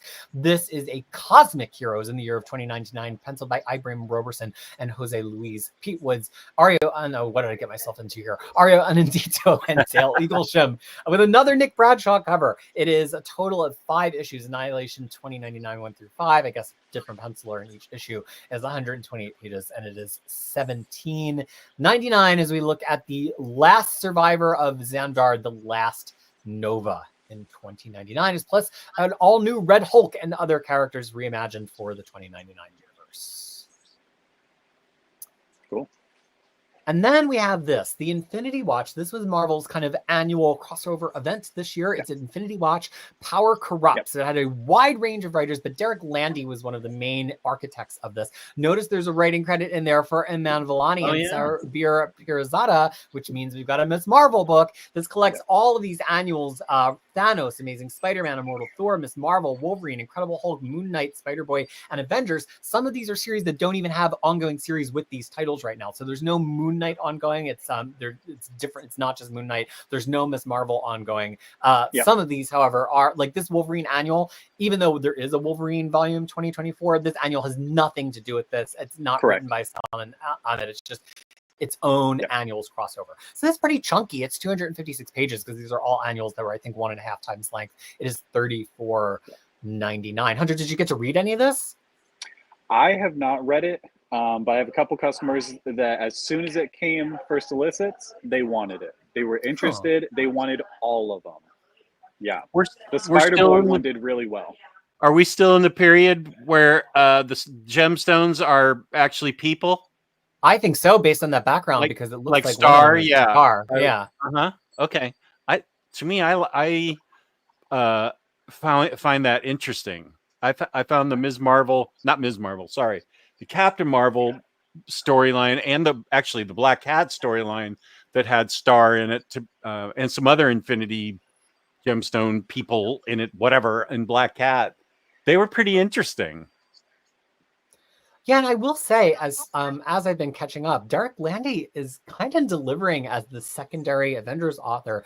He wrote Avengers Beyond. He wrote All Out Avengers. He wrote a very long arc in the Avengers Unlimited Marvel Unlimited series earlier this year. There was like 25 parts, which really equates to like 4 or 5 issues. I think he has a pretty fun feel for like the lighthearted, kind of spacey, cosmic-y side of Avengers, while Jed McKay's tackling stuff that's close to Earth and a little bit heavier. I kind of like Landy as the B author on Avengers. I hope they keep it up, honestly. All right. But now we have some epic collections. Curtis, it's your time to shine, my friend. We have an epic collection, volume 1. It's not a classic epic collection. It is not a Marvel modern era epic collection. It is an ultimate epic collection. It is Ultimate Spider-Man Epic Collection Learning Curve. It's volume 1 in Ultimate Spider-Man, and it collects Ultimate Spider-Man 1 through 13, 352 pages, $39.99. Curtis, we're in the Ultimate Universe in Epic. This is the very first Ultimate Epic Collection. I love that you can see up in the top corner they're calling it an Ultimate Epic Collection, even though that's not the official title on the solicit there. But new design that kind of reflects both the classic Ultimate style with the banners on the sides, but then also the new Ultimate trade dress with the little white U-shaped box at the top there. That's very nice. They also have the volume number on the front, which is different from any other Epic collection. But and people are a little angry that they didn't just like put a full 20 issues or whatever into this book. It's just a reskin of the previous Ultimate Collection. It was called Ultimate Spider-Man Ultimate Collection Volume 1, and it's just the 13 issues. But this stuff is evergreen for Marvel. They tend to, as soon as one title goes out of print, they'll bring it back in another format in one way or another. So this is their current thing. And then in the coming months, we're also going to see Ultimate X-Men, Ultimate Fantastic Four, and the Ultimates Wow. in this Epic Collection trade dress as well. Have you read Ultimate Spider-Man, Curtis? And if so, how? Because this is the first time it's in Epic format. This is the first time in Epic. I bought it off the stands when it was first running in 2001 or whatever it was. Okay. And then I bought it as skinny trades and I bought it as oversized hardcovers. And now this is, I love it. I love Ultimate Spider-Man. I think it's such a great book. It hooked me on the character. Although I was a huge Spider-Man fan before, it hooked me on the character as it hadn't in a way that it hadn't before. It's just, I think that a lot of the stuff that this new Ultimate Spider-Man has going for it has its origins and roots in the way that the story was told in this original version. And again, this is the original Ultimate Universe, the original launch book of the Ultimate Universe. I know we have a current Ultimate Spider-Man. That is not this. This is an epic collection of the original Ultimate Spider-Man. Great Bagley cover. I love it. I love when characters break through the cover art and get into the trade dress, which is kind of the style of the new Ultimate books as well. So there's like a little bit of a tie for that visual brand that they're doing. I'm a real sucker for that. All right. Well, we've got more epics to come, Curtis. I'm wild, rabid about this book because it's ROM Epic Collection, the original Marvel Years, Volume 1, and it collects ROM 1 through 20. It's 75 issues, so we're going to get 3 or 4 of them. It's 432 pages. It's $49.99. And I noticed something interesting about this cover treatment is that they have the Epic Collection in like a little pill, like it's circled out. Usually the Epic Collection just runs as a straight black. And I wonder if that's like a subtle visual difference that they're going to do since it's a licensed Epic. But Curtis, let me turn it over to you. You are our expert. Are you happy, shocked, surprised? What do you have to say about ROM hitting Epic Collection? I love that it's in Epics. We suspected as much since they put it out in Omni and they have the license for a limited time. I'm just hoping that we can get through all of it before the license is revoked for whatever reason. Yes, weird cover choice with that little thing. I don't know if it's to try and make it look a little bit more like a futuristic computer screen or something like that. But they did do some changes there. They also didn't put the credits down on the bottom, which is interesting too. Usually the credits along the bottom. And if you look at the spine in the little box there, they put the ROM logo on the spine, which is consistent with other licensed properties except for Master of Kung Fu. It will stand out if you're going to file it with the rest of your 616 Epic collections. So, yeah, I mean, it's still great. It's great regardless. Will they throw a couple of the Yes, of course, they are part of the ROM run, and it crossover with Power Man. So I'm assuming that the Power Man crossover and the Hulk crossover and the Marvel 2-in-1 crossover will all be included in the epics. I'm assuming that they are in the Omnis as well, right? Yes, pretty sure that they are. Yeah. So not only will this give issues. you ROM on your shelf, but it will complete some of your other epic lines by bringing the missing issues from those epic lines. That's right. Yeah, those missing issues are unfortunate. So it's nice that they're going to be here. Do you think 3 or 4, Curtis, based on this page length and this issue length? I think it's got to be 4. It's got to be 4. Yeah. Yeah. Now the question is, would an epic collection rather than Omnibus, Marvel be allowed to include that year 2000 Space Knight story, which people were thumping Omar to try to get into the Omnibus line, but the Omnibus was clearly just classic ROM. Do you think maybe we could bend the rules a little bit in the epic collections and get it appended to the end of the epic collections? Honestly, that really all depends on the licensing contracts because Marvel may or may not be able to call the shots on that kind of stuff, as we've seen with the Micronauts X-Men miniseries. So it all depends on the legal print in those contracts. All right, Hunter, Omnidog, anything you want to add on this one? It is. I was going to say it is really strange that they changed the kind of that design up at the top. It makes you wonder if they're going to do that the whole time. You know, while they print all of the ROM issues. I'm sure they will. Yeah, it's a little strange. I'm not going to lie. I'm not sure what they were going for that because they also made sure to put the original Marvel years on the front. Well, it makes me also think about a book that I am so overjoyed to have in my collection right now, which is Godzilla, the original Marvel years. And if we might also see that in Epic Collection as the perfect size for an Epic Collection. It is another one of these licensed characters who interacted with the Marvel Universe. I'm really shocked good. you didn't buy the Golden Gate Bridge Destruction cover. I do. Classic covers all the way, baby. I love the destruction of the Golden Gate Bridge, though. That is a good cover, though. I get it.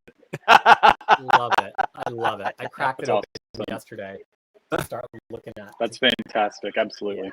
I'm such a fan. I mean, I legitimately like that book. I'm not just like hyping it because it's a new Omnibus. Okay, on with the Epic Collections. Wolverine Epic Collection, Law of the Jungle, Volume 15 in the Wolverine Epics. It's got a whole raft of writers, including Frank Thierry, Matt Nixon, and Daniel Way, and even more pencilers. It is issues 173 through 189, which takes us to the very end of Wolverine Volume 2, I guess it is. Volume 2. That finishes it. It is 440 pages. $45. It's pretty hefty epic. Curtis, would you say? It's not that. I mean, that's a pretty standard size for epics, hovering around 450 to All right, sorry 500. for fat shaming your epics. I apologize. It was over the line. Just quickly, someone in the comments saying that there's a volume 3 of the ROM Omnis, which means there can't possibly be only 4 epic collections. There's got to be like 6 of them. Yeah, but it's collecting 20 issues. So if it's the first one's got 20 issues. How long did that series run for? I feel like we're cruising for 75. Yeah. Could go 4. Oh, yeah, okay. I guess it could go 5, but I don't Those think must be really small Omnis then. They must be really skinny Omnis. Are they referring to the 3 covers of Volume 1? No, there's 3. There are 3 Omnis. They're all about 750 pages each. So I think the maths like that would be about 2250 pages, which if we divide by 4 is over 500 page epics. So maybe there won't be 5, but it feels like it could be 4 or 5. Maybe 5. Yeah. Yeah, I mean, if you put in the crossovers and annuals and whatever, then it probably bumps it up. Okay, sorry. Yeah, going back to this. This is volume 15. This says it's the end of an era as Wolverine's longest running series comes to a close. This is going to be the last of the classic Wolverine epic volumes, and then anything that comes after this in terms of content, more recent content, will be Wolverine modern era epic collections. And that who started that run? Greg Rucka, I think. Yeah, it's a really good first 19 issues by Greg Rucka that was under the Marvel Knights banner for part of the run. So we've had this collected various ways in the past, but I think what's interesting is that we're closing in on having all of Wolverine collected in epics, although there are still a few gaps, right, Curtis? There's a small gap in the Larry Hama run that still needs to be closed in.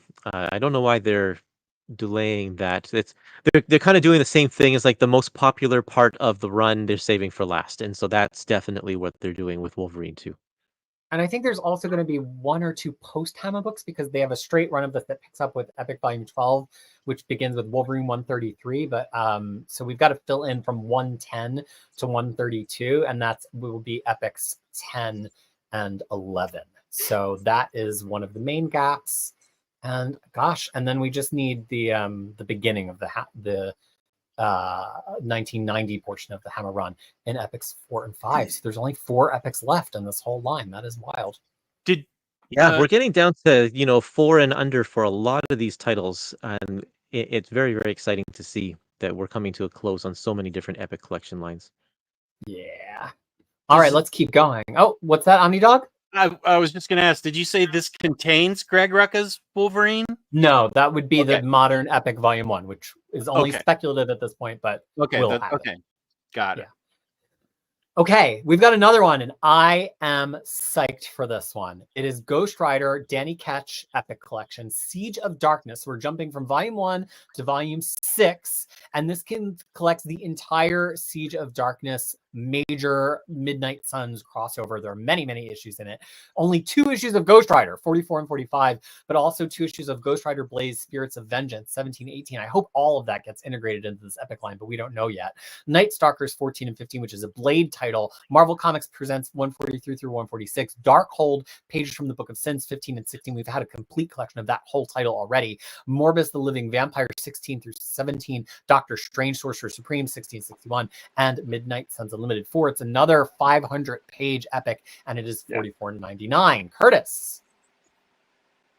Okay, so they say that this is the Midnight Suns never before collected crossover. So if you're looking to get the entire story in one volume, this is the only place to go. And this is classic Marvel 90s when they decided, when at the time the editorial was dividing up all of their kind of heroes into little groups, into little houses, editorial houses. And so they put all of these books like Night Stalkers, Doctor Strange, the ones that had magic-based powers or horror-based themes into one unit they called the Midnight Suns. And then they all got a crossover. And this was a big deal at the time. And I think, if I remember correctly, these are the comics that all had cardstock covers that were all black with like a special metallic ink for the logo, and that was all that was on the cover. So they stood out, and they look like among envelopes. all of the rest. They were meant to look like these Right. parchment envelopes. Yeah. With deboss. There were about 5 to 6 that were these special looking. Yeah, absolutely. They It were was pretty really cool. cool. Yeah. Yeah. Of course, that was the 90s. Marvel was trying a bunch of things with their covers at the time to get some interest. I haven't read any of this, but it's very interesting to see. This title here, Ghost Rider Danny Ketch, on the cover. The only problem I have is that because they're trying to squeeze Danny Ketch in wherever there's space on the cover, so it kind of looks like a little bit of an afterthought there. But oh well. And these are busy covers to begin with. Ron Garney on this one. Yep. I will say I've read this, not like panel for panel, but I've read through it to do some guides recently, because I have a Morbius guide now and a Blade guide. Some of these tie-in issues are marginal, but it's a very fun overall plot, and you get a good story overall. So, and I really like the Midnight Suns line, but I would say, if you haven't read a lot of Marvel in the 90s, the art on some of the Midnight Suns titles is definitely towards the bottom of the barrel of Marvel art in the 90s. You will open some of them and be like, oh, this was published? Really? Like in print? They printed this? Which, it was a different time, and we all 4 of us lived through it, I believe. But some of you modern readers who do not know your deep Marvel 90s will be slightly shocked by some of the artwork. I have not been doing a great job of catching up on the chat while we've been doing epics. I'm just so enthralled by Curtis's depth of knowledge. But let me see if there's some things we've had here. Curtis, true or false? The design for the Planet of the Apes epic was very different as well. I mean, it was a different color. Let me see if I can pull that one out here. They're all behind me. It was different in that it was brown, but I mean, the design's still the same. They still kept, the cover, the contents, and all that kind of stuff. It's skinny because it doesn't have very much content, but the design itself is still exactly the same. The big difference with the ROM one is that they place this inside a little box, so it does look different, and it's also different. I thought that the Micronauts cover, which we saw during the Epic announcements, I thought that the Micronauts cover was going to look like the ROM cover, like they were going to kind of base them the same, since they're kind of both the same company and licensed properties or whatever, but they're not doing that. Right. I can't remember. Did I mention that the ROM logo is on the spine? Yeah, I think I said that. I think you did, and that was something that's different too. Yeah, I mean, Planet of the Apes has the movie logo on the spine as well. Which kind of makes sense, because if you're thinking about selling them from the shelf, that it would be identifiable to people who know it. Catching up on a couple other Logan Wayne, unsurprisingly, loves the Wolverine era. That's great. Jory Richards saying, good morning, beautiful people. Good morning to you from here in New Zealand, where it is just after 9 o'clock and a beautiful day. Was there ever a volume 11 not of Wolverine? That's one of the volumes that we need to catch up on. Dark Avengers and Omnibus. That is something that is interesting because we only have it in OHC, and Omnibus would combine that OHC with Utopia and make a pretty nice sized omnibus. Nick C brings up that it would be nice to have a Wolverine Epic Volume 0 or Epic Companion with a lot of the MCP stories Marvel Comic presents. Of course, that means which we have seen in the omnibus line, but we have not always seen in the Epic line. And some Phil Owens say classic and 90s do not fit comfortably together in the same sentence. Let's keep rolling because we've got more epic collections to talk about, people. Wow. This is the Defenders Epic Volume 3, A World Gone Sane. Written by Steve Gerber with Bill Mantlo, Len Wein, Garrett Jerry Conway, Chris Claremont, Roger Slifer, and Scott Edelman with pencils by Sal Buscema, Don Heck, and Sam Granger. This collects Defenders 26 through 41 in Annual 1, Giant Size Defenders 5, and Marvel Treasury Edition 12, including the apparently much adored Defenders and Howard the Duck team up. It's 400 pages and it is $44.99 on sale in April. Curtis.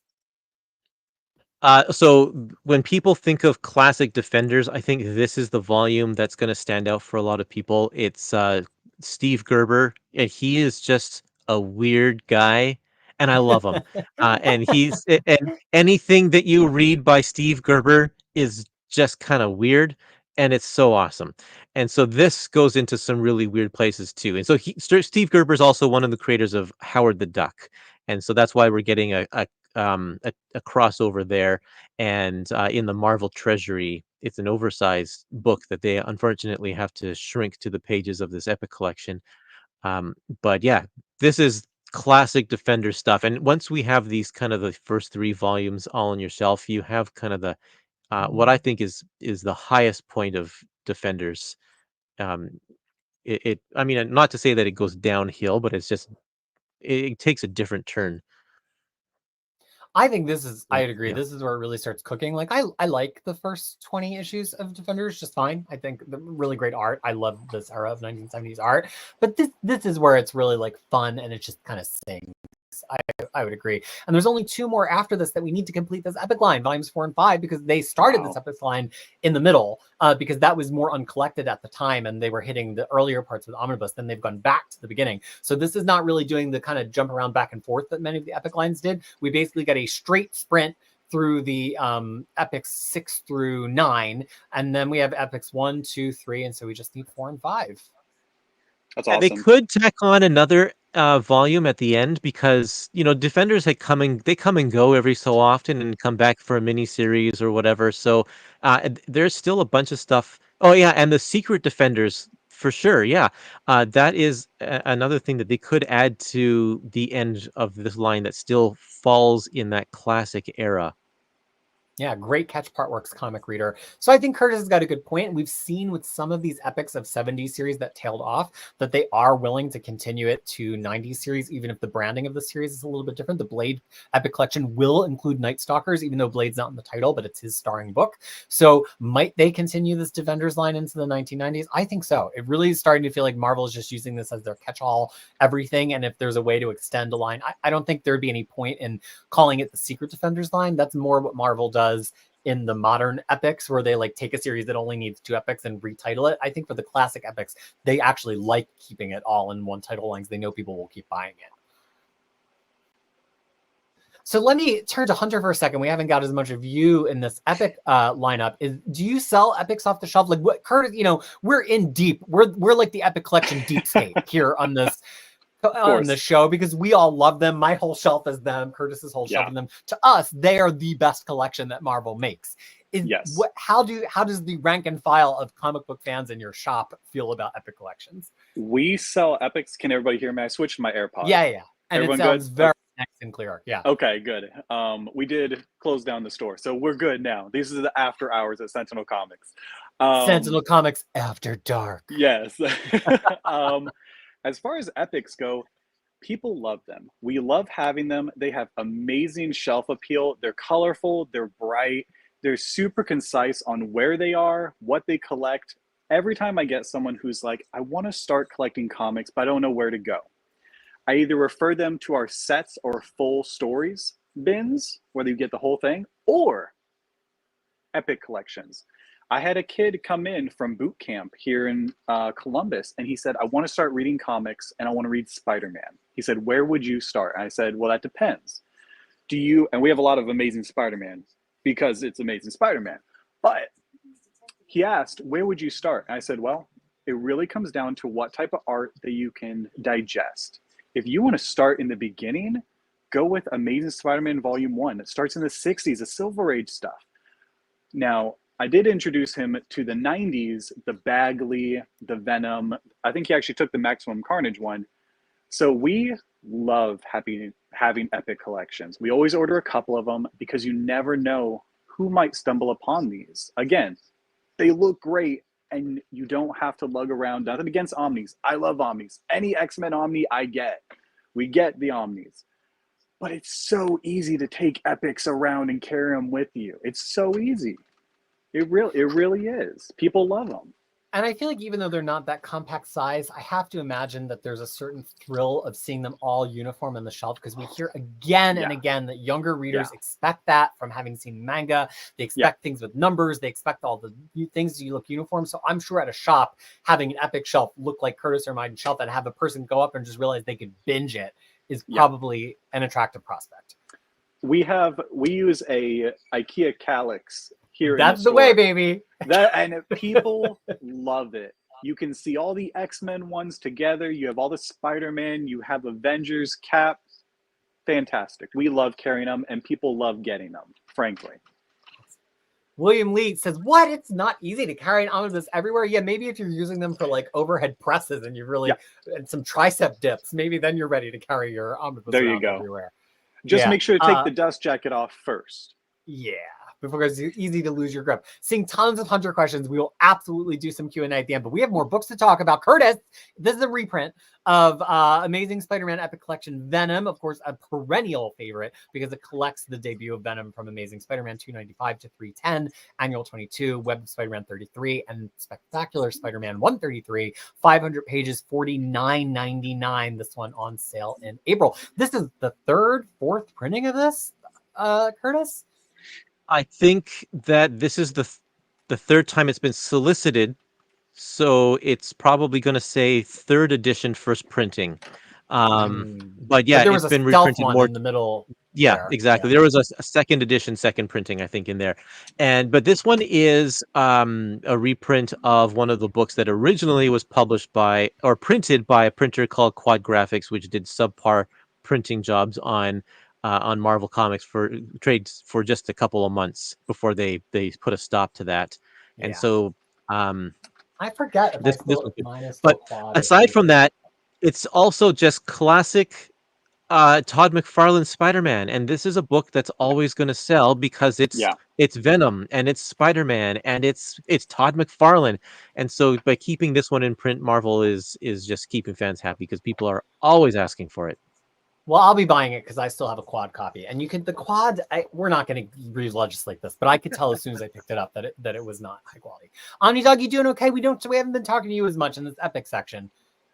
Oh, yeah, peace and love, but I don't actually collect epics. I'm glad they're out there for especially both of you down there with the amazing libraries of them. It's obvious that I don't think I've ever gotten this view of Curtis's background, and if I haven't, that's really impressive. That is just glorious. So I'm taking it all in and enjoying it, and I loved this story right here. Is that an epic, or what is this? So this is really interesting to see this all. I mean, we all know why we're getting in trade paperback because there's a little movie for the Fantastic Four coming out next year. This is Fantastic Four by Chip Zdarsky, except for it's not Fantastic Four. It's Marvel 2-in-1, 2017, part of Marvel Legacy 1 through 12 and Annual 1. At this time, Mr. Fantastic and Invisible Woman were off in space with Franklin and Valeria repopulating the multiverse with planets using Franklin's powers, and Torch and Thing were on Earth thinking that the whole Richards family was dead. And so this was them adventuring on their own and getting into it with Dr. Doom. It was really, really beloved by fans at the time, with Chip Zdarsky writing, of course, pencils by Jim Chung, Valerio Schiti, Ramon Perez, and Declan Shalvey. That is a murderer's row of pencilers on this book. 296 pages, $34.99. I really enjoyed this run. At the time, we all were expecting that Chip Zdarsky would come back and be, we have all sorts of stuff to highlight. Wait, Omnidog, come back. What were you holding up? And then we'll go to Hunter. Omnidog has it already. No, He's got it in oversized hardcover. That's right. Marvel sent me the original. So yes, here's the artwork that's so boss. Yeah, every page is great artwork. I forget who colored it, but the colors are also fantastic. Ooh, this is a good one. Brown suit. This was a great series. It had a lot of heart to it, and what made this one great is because, of course, historically, that's so amazing. Yeah, that's really, really great. Historically, the Thing and Human Torch have a rivalry, right? They kind of get on each other's nerves. They fight a lot or whatever. So putting them in a solo book together, which I don't think that they have had since the 1960s, is a lot of fun. And it shows a great dynamic between the two, because they care for each other deeply, even despite the annoyances and all that kind of stuff. Chip Zdarsky does an excellent job, I thought. I really like this series. And Hunter, you're holding up something as well over there. I was going to say, if people weren't super familiar by the cover that Marvel released, this is the title that is featured. Because that's when it switched to Legacy. Or no, I guess it was Legacy the whole time. This that cover treatment is really different. Yeah. This is during the time. Fantastic artwork on all of it. Absolutely. And there are different characters that jump in and out. Yeah, I highly endorsed. Really enjoy it, and it comes right before the Dan Slott 2018 revival. Yep. Also, because of movie. Oh, go ahead, Curtis. Just last month we saw Fantastic Four by Mark Waid, a trade paperback, and this month we're seeing a Fantastic Four by Chip Zdarsky. So they're going for the creator, highlighting the creators that have been notable in the modern era of Fantastic Four. Well, and for me, I think a lot of this hobby and what we talk about in this channel tends to be prognosticating. Like, we take past data and we synthesize it and we try to figure out what Marvel's publishing strategy is, and then they prove us right or wrong. And I think we've seen a lot of the trade paperback Marvel go into epics. Now that they're expanding to modern epics, we've seen less complete collections. I think 3 years ago, this would have been called Fantastic Four by Chip Zdarsky Complete Collection. But to Curtis's point, now when something gets a full-size trade paperback, and it's not an epic collection, it's like either evergreening a volume 1 of a trade, or it's doing a creator-centric trade. And I think it's just a really interesting shift, and probably market appetites. Like, some of these creators, sell books as much as the titles. And because there's so many runs on these books, nobody knows it nobody really even thinks of it probably as Marvel 201. It's just Chip Zdarsky writing Torch and things. So I think that's a good branding move. I think if they called it Marvel 201, it wouldn't sell the way it sells. Called Fantastic Four. Logan, it's everything you think when you think of Chip Zdarsky Fantastic Four, except for, of course, not Fantastic Four, just Thing and the Torch. Fantastic 2. Okay, Fantastic 2, which is why they're 2 in 1. And actually, fun fact, the indicia of this title, usually Marvel 2 in 1 is spelled out in the 70s, but the indicia in this one is the number 2. Marvel number 2 in spelled out 1, which is unusual. And that is, let me highlight Hunter one more time before we move on. That is also how it was in this very awkward cover draft Marvel logo, 2 in a circle instead of 4 in 1. Right. The Thing. Yep. That makes sense then. Yeah. Okay. Finally, the Sentry. Not a lot to say here. He has clearly been tipped to be in a certain movie, I won't spoil which, that is coming out next week. There's a new printing of his original Sentry 2000 1 through 5, as well as the one-shots that kind of inserted him into Marvel history. Sentry Fantastic Four, Sentry X-Men, Sentry Spider-Man, Sentry Hulk, and Sentry versus the Void. That's 240 pages. It's $29.99, written by Paul Jenkins, and a lot of that art is by Jay Lee. I am a sucker for some Jay Lee art. There's been many opportunities to buy this. Kind of curious that they haven't tried to do a Sentry Omnibus. Like, I think we mapped it for the Marvel poll, but there's some other Sentry material that we could get in there. But this is the introduction. This is all you need to understand where this character came from and who he is. And then, of course, Bendis picks him up in New Avengers. Another reprinted paperback, Deadpool Kills the Marvel Universe Again. It is a new printing written by Colin Bunn with pencils by Delbor Talajic, and this collects Deadpool Kills the Marvel Universe Again, 1 through 5. It's only 112 pages, and it is only $15.99. It is on sale in April. I know we've seen a lot of April and March dates. This is technically the February solicits, but it just happens to have a lot of books that will be March and April sale dates. Hunter, your store opened pretty much right at the peak of Deadpool fervor this summer. So have you been selling a lot of Deadpool in the short lifespan of Sentinel Comics so far? Everything Deadpool. It doesn't matter if it's a set, it's an epic collection, it's a trade paperback, toys. We can't keep Deadpool action figures in the store. We love Deadpool so much that we actually have, you can see on our social media, we have an 8-foot Deadpool and Wolverine poster in store. Nice. So we are very big supporters of Deadpool and Wolverine here, as well as Deadpool as a character. And as soon as it comes into the store, people just flock to it. They really do. People love it. This will definitely be something we'll have on shelf. Awesome. Well, folks, it is that magical time. So we're going to name our top picks from this catalog, what we're the most excited to buy. Then you are going to name your top picks in the chat. So get ready, because I'm going to start highlighting you. And then we'll just have like a little free-ranging chat for a few minutes, because I know a lot of you have questions for how things are selling and being received in the store for Hunter, including I saw some questions about Absolute Wonder Woman. We will get into that. So starting with the very adorable Omnidog. Omnidog, what collection are you the most excited for in this pretty large previews catalog? I think Gail Simone's X-Men. Ooh. Good choice. Oh, thanks.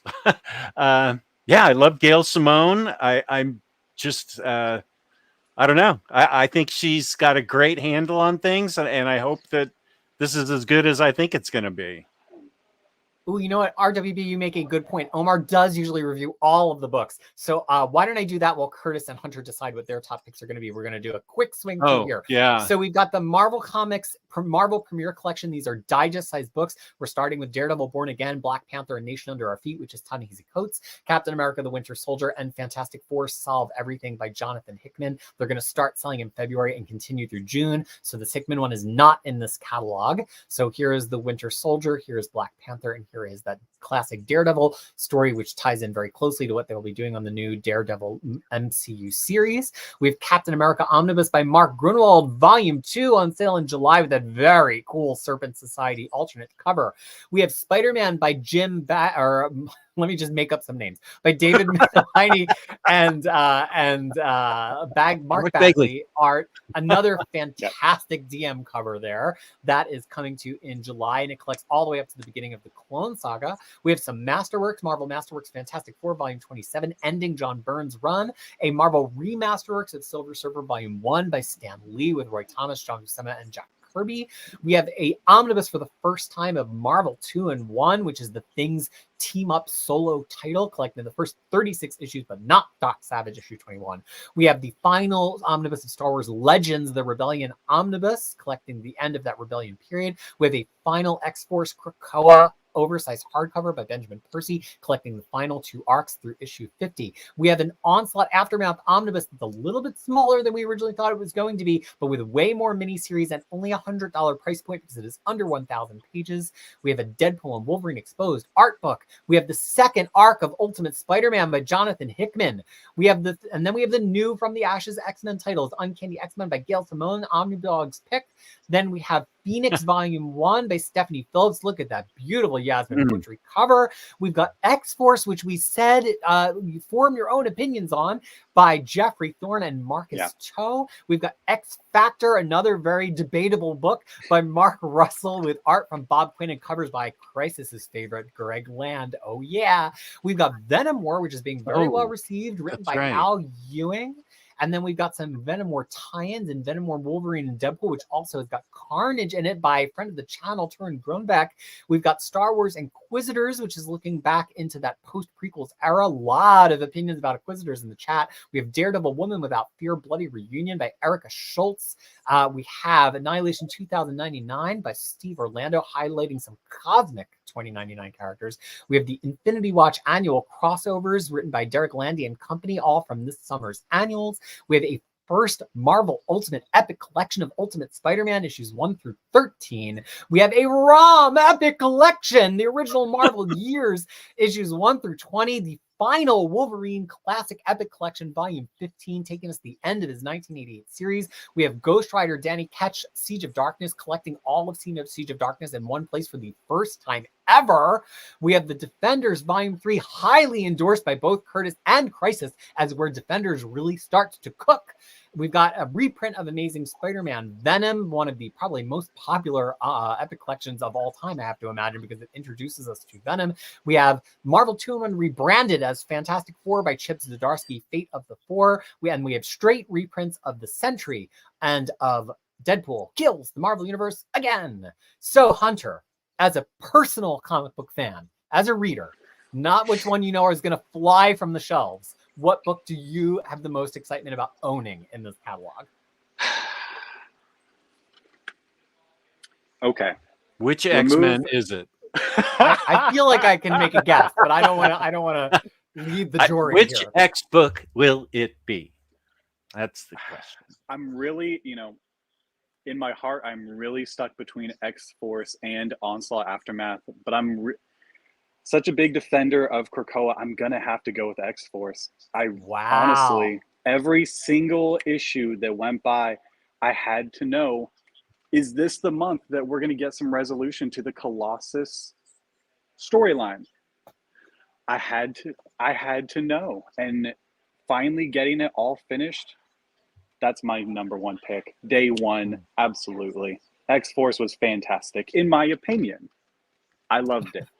I agree with that. I'm almost wanting to change because I am excited for this. I don't mind paying the X tax. I'm an X idiot like lots of people, I guess. I almost want to change my... It's really good. It really is. Yeah, I'm definitely getting this. This is definitely a highlight. Now, I'm going to ask Curtis's, but then I'm going to come back to you, Hunter. I want to know which book you think is going to fly off the shelves in your store the most. But first, let's hear Curtis and my picks. Curtis, what is your number one pick from this catalog? I think it's going to have to be ROM, but I'm also really excited about Ultimate Spider-Man, even though I've bought that stuff over and over again. It's solid epics this month in general. I think there's not a dud in there. I'm really excited about all of them. But ROM, number one pick for sure. By far, this is great my choice. Number one pick. I mean, Curtis and I often have the same picks because I get excited for epic collections. But it's material I've always wanted in color. It's fantastic reading. I can't believe it's actually existing in Epic Collection. It ticks all the boxes for me. Second place for me is the Onslaught Aftermath because I like how they remapped it. But I do have a lot of this material already, both in trade and in singles, so it's not as like world shattering to me as that ROM book. So before we get to the chat picks, Hunter, at your store, which of these collections will fly off the shelves the fastest?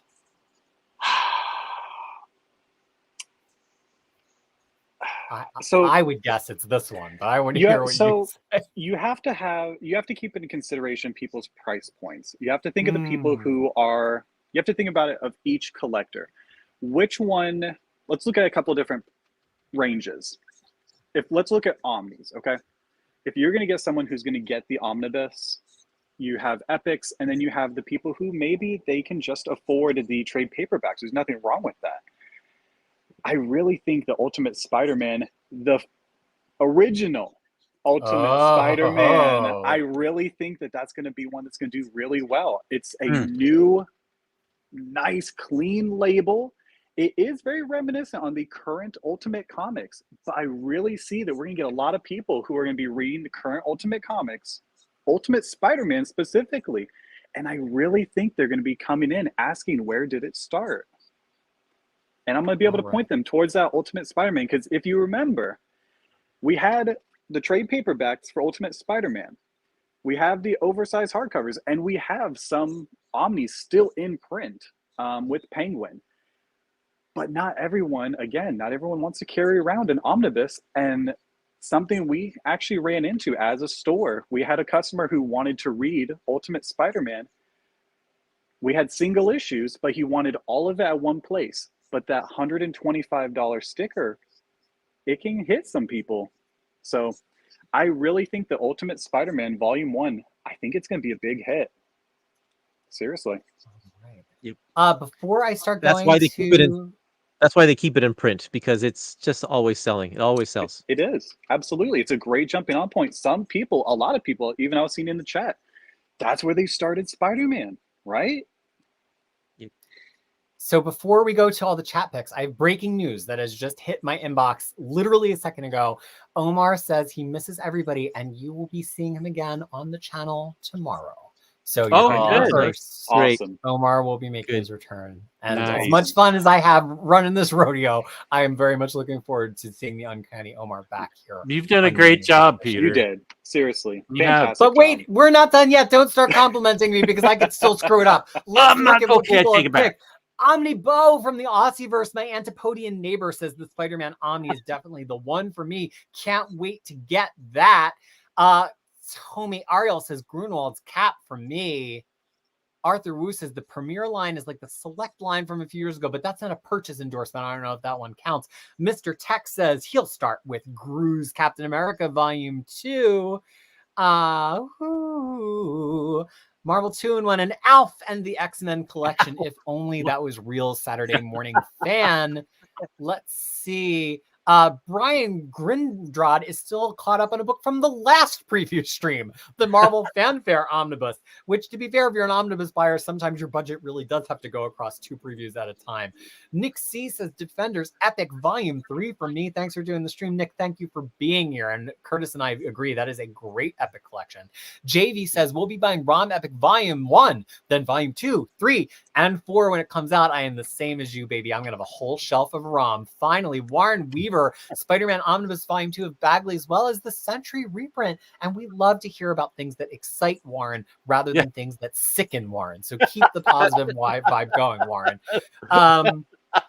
Tomi Arl says that they think Zdarsky should be the next Cap writer. I think that would be really interesting. Hot Crisis take. I think that after these next 2 small runs on Amazing Spider-Man, including the Justina Ireland run that they just announced, Ryan North should be the next Amazing Spider-Man writer. Number 1 Cap by Groove for Mr. Tex, then Onslaught Aftermath, and finally Ghost Rider Siege of Darkness. I am pretty excited for that. Edwin, another Captain America by Grunwald too. You know, it's interesting. I was hearing from a certain retailer who I hang out with, who's not Hunter, sorry, Hunter, don't get jealous, that he was surprised that Captain America by Grunwald 1 was not selling out as quickly as he thought. And he wasn't sure if that was just because it was like printed really big or if the sentiment was like much more the dyed-in-wool, tried and true Marvel fans, and that the like broader fan base doesn't know Grunwald as well. Because whenever we announce a Grunwald book on Near Mint Condition, we've seen 5 people now say it's their top pick. So I think there might be an interesting dichotomy between like the hardcore and the more cash here. I don't know. Curtis, do you have any thoughts on that, of Grunwald's popularity on Cap?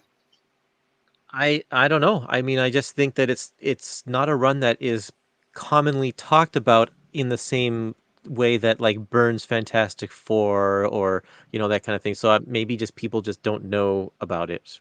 Could be. Fair enough. And it's a long one. It's not like a run that it's like, oh, it's this 20 issue or 30. It's like almost Claremont sized.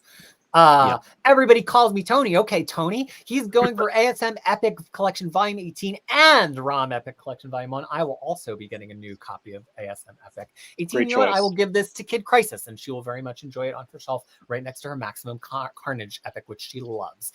Onslaught Aftermath for me. X-Men Tax, baby. Actually, it's not even an X-Men Tax. Just X-Men in Effect, RWB 7210. Matt Hawk is looking for that final Wolverine Epic 15 as well as Ghost Rider Epic 6. Looks like that Ghost Rider one's going to be popular. Gotta have my Onslaught, says the next Imaginon, a member of the adorable Omnidog clan of fans. Omnidog, what are your fans called? Are they Omni puppies? What are they? Omni dogs and Omni kittens. And Omni kittens. Okay. Logan says Captain America by Mark Grunwald and Spider-Man by Michelinie and Bagley, but not even a Wolverine Epic Collection. We don't even know you anymore, Logan Wayne. Adam S. Messenger says no new Mighty Marvel Masterworks this month. Does that mean they're canceled? I do not think they're canceled, but it doesn't seem like they are an every month line. We definitely announced at least one last month. So Curtis? it's important to remember that the these solicits are announcing books from the last half of one month and then the first half of the next month. So it could be that just in their schedule, it's fallen outside of that window. So there will be one maybe early March and one late April, but that means that there's going to be none in this solicit right here. Okay, we've got Logan also amending Onslaught Aftermath. Okay, we'll accept you back into the family since you've named an X-Men book. Next, imagine that Omar versus X-Men versus Onslaught. I do have a thought to share. So I finished over the course of last week. School break just ended recently here in New Zealand. I finished reading Age of Apocalypse with Kid Crisis, and we're now reading Road to Onslaught, which is famously what made me drop X-Men. And I have to say, some of it's been really good so far. I mean, I'm in Warren Ellis Excalibur, which I know that I like, but there are some really good issues of Uncanny X-Men. One of them had Brian Hitch art, and it was so beautiful. I was like, is this the most beautiful issue of Uncanny X-Men since Jim Lee or Paul Smith? Like, it was just so gorgeous. So I might have a revision to my opinion on the Road to Onslaught. Venom. No, wait. Defenders Epic Volume 3. Another vote for Defenders. John Ekes. Did I say it right this time? He was giving me pronunciation instruction in the chat. It's not John X. He's not like Professor Xavier. John Ekes. Michelinie and Bagley Volume 2. Another Onslaught Aftermath from Martian Pilgrim. I love your shirt so much. Onslaught Aftermath from Andrew Pressure. Oh my gosh, even more. Kurt Fryer. Hey gang, you made it. We need to know what your top pick is. Look like it's a Nomar stream, but possibly the last Nomar stream. Rom from Saturday Morning Fan. Logan Wayne adding another pick. Just keep going, Logan Wayne. Brian Higgins says Ultimate Spider-Man Volume 2 and Epic Collection Venom War and Venom War. Also, I think that's the first person who said the Hickman Ultimate Spider-Man Volume 2. I was surprised not everybody said that. Onslaught Aftermath for you and probably jumping aboard the Ultimate Epic line. Ensemble Bar, if you guys have questions for Hunter or any of the rest of us, now's the time to get them in before we wrap up the stream, before it gets too late on Halloween night for everybody. Cat by Grunwald for Steve M. Uncanny X-Men by Simone on Kindle Comixology for Karsten K. Let me see if a few more people, and just a lot of people who love the Uncanny Omar. Of course, we all do. And yes. Noah Horn saying X-Force by Percy. Let's finish it off. Absolutely. Okay, folks. Let's come back to Ensemble Bar. She stayed up late to hear this from you, Hunter. We're going to pause on talking about Marvel for a moment, and we're going to talk about DC. How has Ultimate Absolute Wonder Woman and Absolute Batman, but Bar mostly counts crowds about Ultimate Wonder Woman, been received so far in your shop? 3 restocks. Ooh. Yes, Kelly Thompson. Seriously, it's done amazing. People love it. I think people are really receptive to it. It's a new jumping on point they can get into. It's a different Wonder Woman if you haven't noticed physically, but also perspective wise. I personally like it, but we currently have an empty slot for it. But we do have a restock for not only the cover A, small plug. We have the cover A coming. We do have Jim Lee, and we do have the Jim Lee foil coming. But that is the 3rd time we had to order it, because during the whole time for Absolute Batman, we do have a restock on Absolute Batman because we had to. Not for the first print, though. 2nd print. But no, I'm going to be honest with you. No one cared about Absolute Batman till it hit the shelves. Oh, interesting. So there wasn't like the thrum of hype for it. No one cared. And then as soon as it came out, we had a couple copies. I'm not crazy. But we had a couple copies, and people were just digging it. It was a new Bruce Wayne. It's a new storyline. I don't want to go into it. You should read it for yourself. Just don't pay too much more. Be reasonable. And it's gorgeous. It is. Dragata art, right? I forget who's on colors, but it is. The colors are really great. It's fantastic.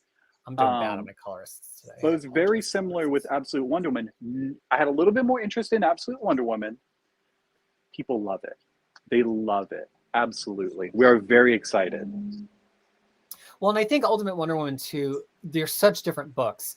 Absolute Batman. Basically. Yeah. Absolute Batman dumped a lot of lore and info. It was a thick issue for a thick Batman, right? He's a thick Batman, and it was a thick issue of story. Yeah. Absolute Wonder Woman with Kelly Thompson being like, let's just wreck for 30 pages. It had some cool backstory, and actually, as a huge fan of Cersei as a character and as a mythological figure, I love what Kelly Thompson did with that in the background. But it really was like a beat 'em up issue, which is really a fun contrast. I mean, Batman beat some people up with his giant bat axe, but it was really fun to see how different. There's no mandate that the whole line has to be the same tone, the same thing. On every book. Okay, we're not going to get Hunter to talk about how every book is selling, but let's just talk about enthusiasm level. So John Eke says, what is the enthusiasm level for Fantastic Four? It's high here in the back cave. Yeah, oh, because sorry, we you're freaking talking love it on the channel. We're hype Ryan North fans on the channel. I just got the 4th trade. People like it. I feel like people are really kind of ramping up for the Doom storylines that are coming up this coming up year. A lot of people are getting interested in it. Well, Doom is hot right now. So. Very yes, very hot right now. Anything, I've had people come in, they want either Venom or they want Dr. Doom. I can point them in a couple directions. A lot of people also are very excited about a Doom T-Rex. How cool is that? Isn't that cool? It's on the cover of Ryan North's Fantastic Four. Right? Yeah, so that's where it started. James Abel, our human computer, wants to know who has more enthusiasm in the shop, Harley Quinn or Poison Ivy? Story-wise, Harley Quinn. Covers, Poison Ivy. Ooh, interesting. David Nakayama just joined over and did some Harley Quinn covers. Phenomenal. Oh yeah, those things are gorgeous. Oh my god, those things are absolutely gorgeous. Yeah, I get people who buy Harley or they buy Poison Ivy just for the cover. That's it. Fully in support. Absolutely love it. All right, Omnidog, it looks like you're about to show us something there. Oh well, this is Fantastic Four Volume 4 from Ryan North. There's a is there a T-Rex? Dr. Doom in this? The T-Rex might have been in Volume 3, I think. It was in the... Oh. Well, then maybe it's in that one. I have to go to the shelf of shame. That has maybe my favorite Mr. Fantastic issue of the past 15 years in it. Yeah. In this? Yeah. I'm obsessed with this run. I think it's I know. the best That's why I'm buying it. I'm buying it based on your makes me just want to quit the stream and reread it. Like, it's so good. The art alone, I'm serious. Omnidog, what is that? How much does that trade collect, if you would? 18 through 22. Yeah. See, the art in the Fantastic Four story, I mean, it's fantastic. It's literally fantastic. Come on. It's so easy to, And Ryan North, so if you don't, I mean, I'm a Ryan North stan, so you just have to like take me with a grain of salt here, because I've been reading him since Dinosaur Comics debuted, I think in 99 or 2000. I was recently showing it to my kid, and she could not believe how long it has existed. But Ryan North, he's got his master's of I believe computer science, and he's actually like a scientist too. And he puts in actual science in Fantastic Four. And there was an issue recently that had this science about like how Earth was formed and like where the moon came from and all this stuff it's a theory, a scientific theory that I'd never heard of before. And he turns it into this whole like gripping, passionate, romantic, dare I say, slightly too horny for a normal Marvel comic book story about how the Earth was formed. It was almost uncomfortably horny for Fantastic Four. Like, I would expect that in a book that's like more of like a, I don't know what's a horny book. Who's a horny Marvel character? Daredevil. What issue are you talking about? I was like, tell me which one. I believe it's issue 25. Issue 20. I don't have it yet. But yeah, Ryan North brings the science, the humor, the heart, and also sometimes the horny. Folks, as we're wrapping up here, any more questions? It is issue 25. Curtis, it is 25. It is 25. It's so good. It's like a perfect 5 comic book. It was so unexpected. I cried and cringed, and I had every human reaction. And then I went on Wikipedia and looked up theory, thinking that Ryan North just made it up, but of course he didn't. It's an actual scientific theory. Amazing. Wow. Yeah. So Spencer cool. Ackerman's Iron Man. I have not read this yet because it just started coming out, but I'm pretty excited. Ackerman's been pretty fun in a lot of other titles. I'm excited to see him sink his teeth into a longer run. Yeah. We've done well on it. People seem excited. Right. And of course, we've got a really big day coming up next week on Tuesday, one of the biggest days that any of us could ever have in our lifetime. It is the release of the DC Finest line. Okay. That's the thing to concentrate on. Go ahead. Also, I don't know if you guys saw, but the X-Men Lego, the Lego X Mansion also gets released. Shh, don't tell Kid Crisis what she's getting for the holidays. Okay. We needed to have one in store. Yeah. Oh, are you gonna have like a live build event? That would be so fun. I don't know. We'll see. We'll see if we'll do that in store. We have the Daily Bugle. I want to get the Avengers Tower. We have to get the X Mansion. Come on. I have to get it. It can't be too. Sentinel Comics without an X Mansion. Do you have the Marvel Legends Hasbro Lab giant Sentinel? Yeah. And we just got Giant Man. Oh, that was the huge latest HasLab. HasLab thing. Yep. Yeah. Of course. All right, we got one more 100 question, then we're going to start wrapping up here. Since Kirk was late, we're going to let him get the last word here. From Logan. Oh, this is from Logan Wade. And Kirk, just paying it forward.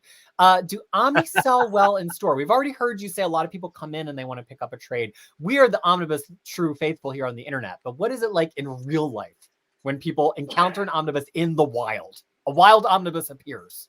So, the way I run Omnis, when they come into the store, when they're brand new releases, it doesn't matter if it's a trade paperback or an omnibus. Our incentive for people to get into Omnis and have them more affordable, it's a big book. It's a big commitment.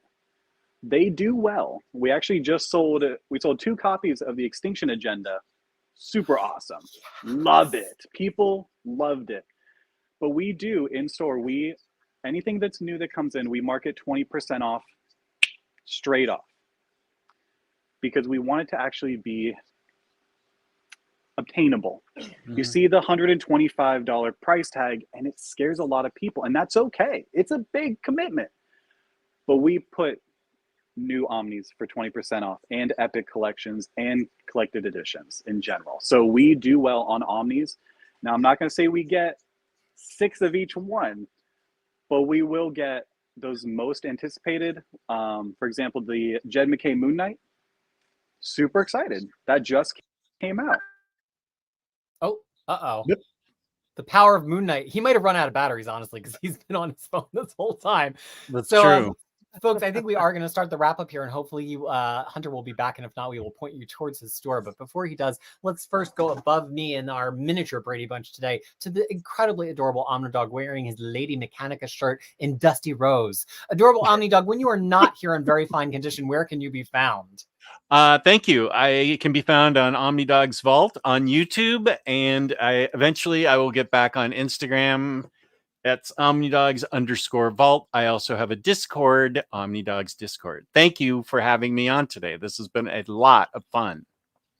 I agree. Also, I am sometimes seen on Omnidog's channel. It's supposedly every second Tuesday. Sometimes we move it around, but we just have the most comfortable, chill comic hangout with our good friend Freddie. And that will be the second Tuesday of November. That's Curtis, true. And Bar is appearing November 9th at 1 p.m. Ooh, the Unstoppable Bar, just so you know. She's unstoppable, and you cannot stop her from appearing on November 9th. Curtis, where can folks find you?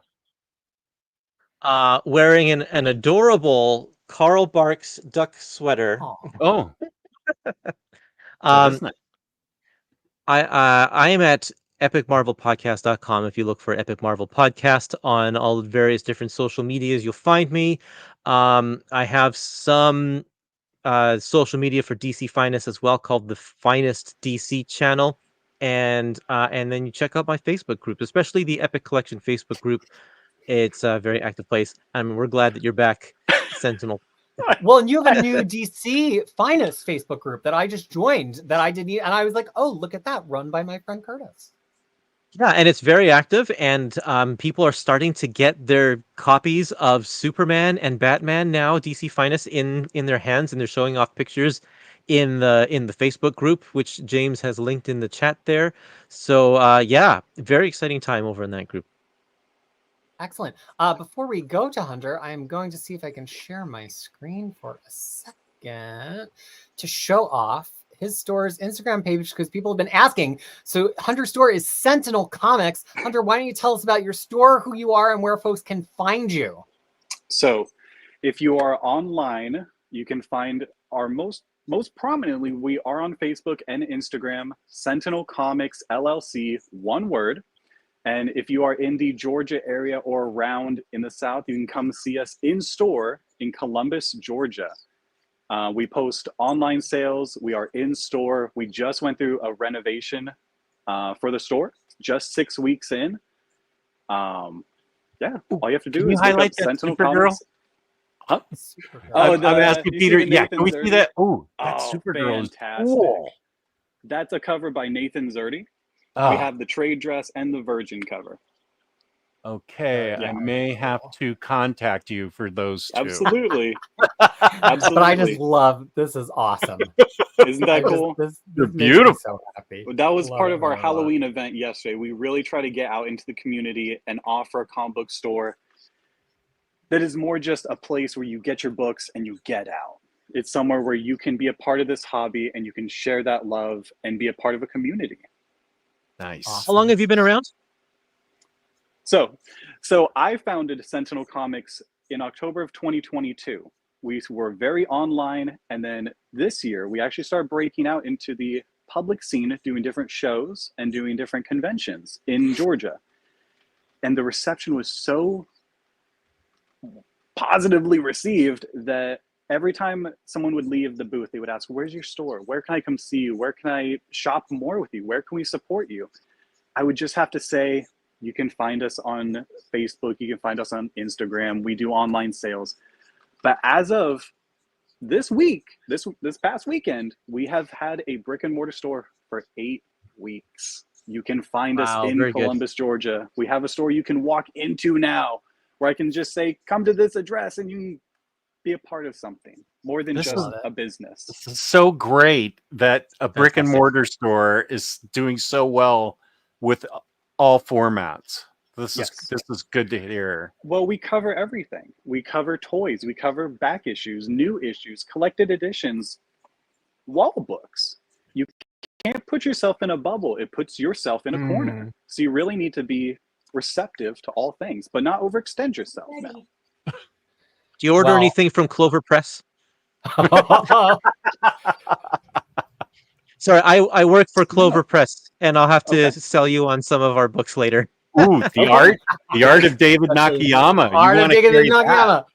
Yeah. All right. Well, we are so happy, Hunter, to have you in Sentinel Comics as Hunter drops off the stream again as a new face on the new Near Mint Condition family. I have been your guest host, the Uncanny Crisis with a K. You can find me at crushingcrisis.com, where I have guides to over 150 Marvel characters, as well as the DC universe and the indie universe as well. I've been doing not a lot of things visible on the front end, but some major back-end improvements and some major guide updates, including a huge facelift to the Moon Knight guide last night. So there are some things coming for me that are kind of bubbling under, but I've kind of been behind the scenes doing some renovations in my space, which is crushingcrisiswithak.com. I am here as your guest host, but that will not be for much longer because I hear directly from the source that the Uncanny Omar will be back live on this channel tomorrow. So thanks everybody for being an amazing part of this community. If you have not been a part of Near Mint Condition, first of all, I didn't say smash that like button once this entire stream for the folks remaining on the stream, and there are hundreds of you. Smash the like button before you go to help people find this later in the day when they're back from their trick-or-treating. The other thing is, if you're not a part of the Near Mint Condition Patreon community, absolutely get in there. For just $1, you can see exclusive content from Omar and the Near Mint Condition gang. For $5, you can see even more exclusive content and be on the Discord, which is a lot of fun conversations and behind the scenes stuffs about these streams. Also, the adorable Omni Dog has a Discord, which is a very fun, cozy place to hang out. So with that, we want to say thank you so much, everybody, for joining us on this Marvel Solicit stream exclusively shared by Near Mint Condition. And until we see you next time, peace and love. Peace and love.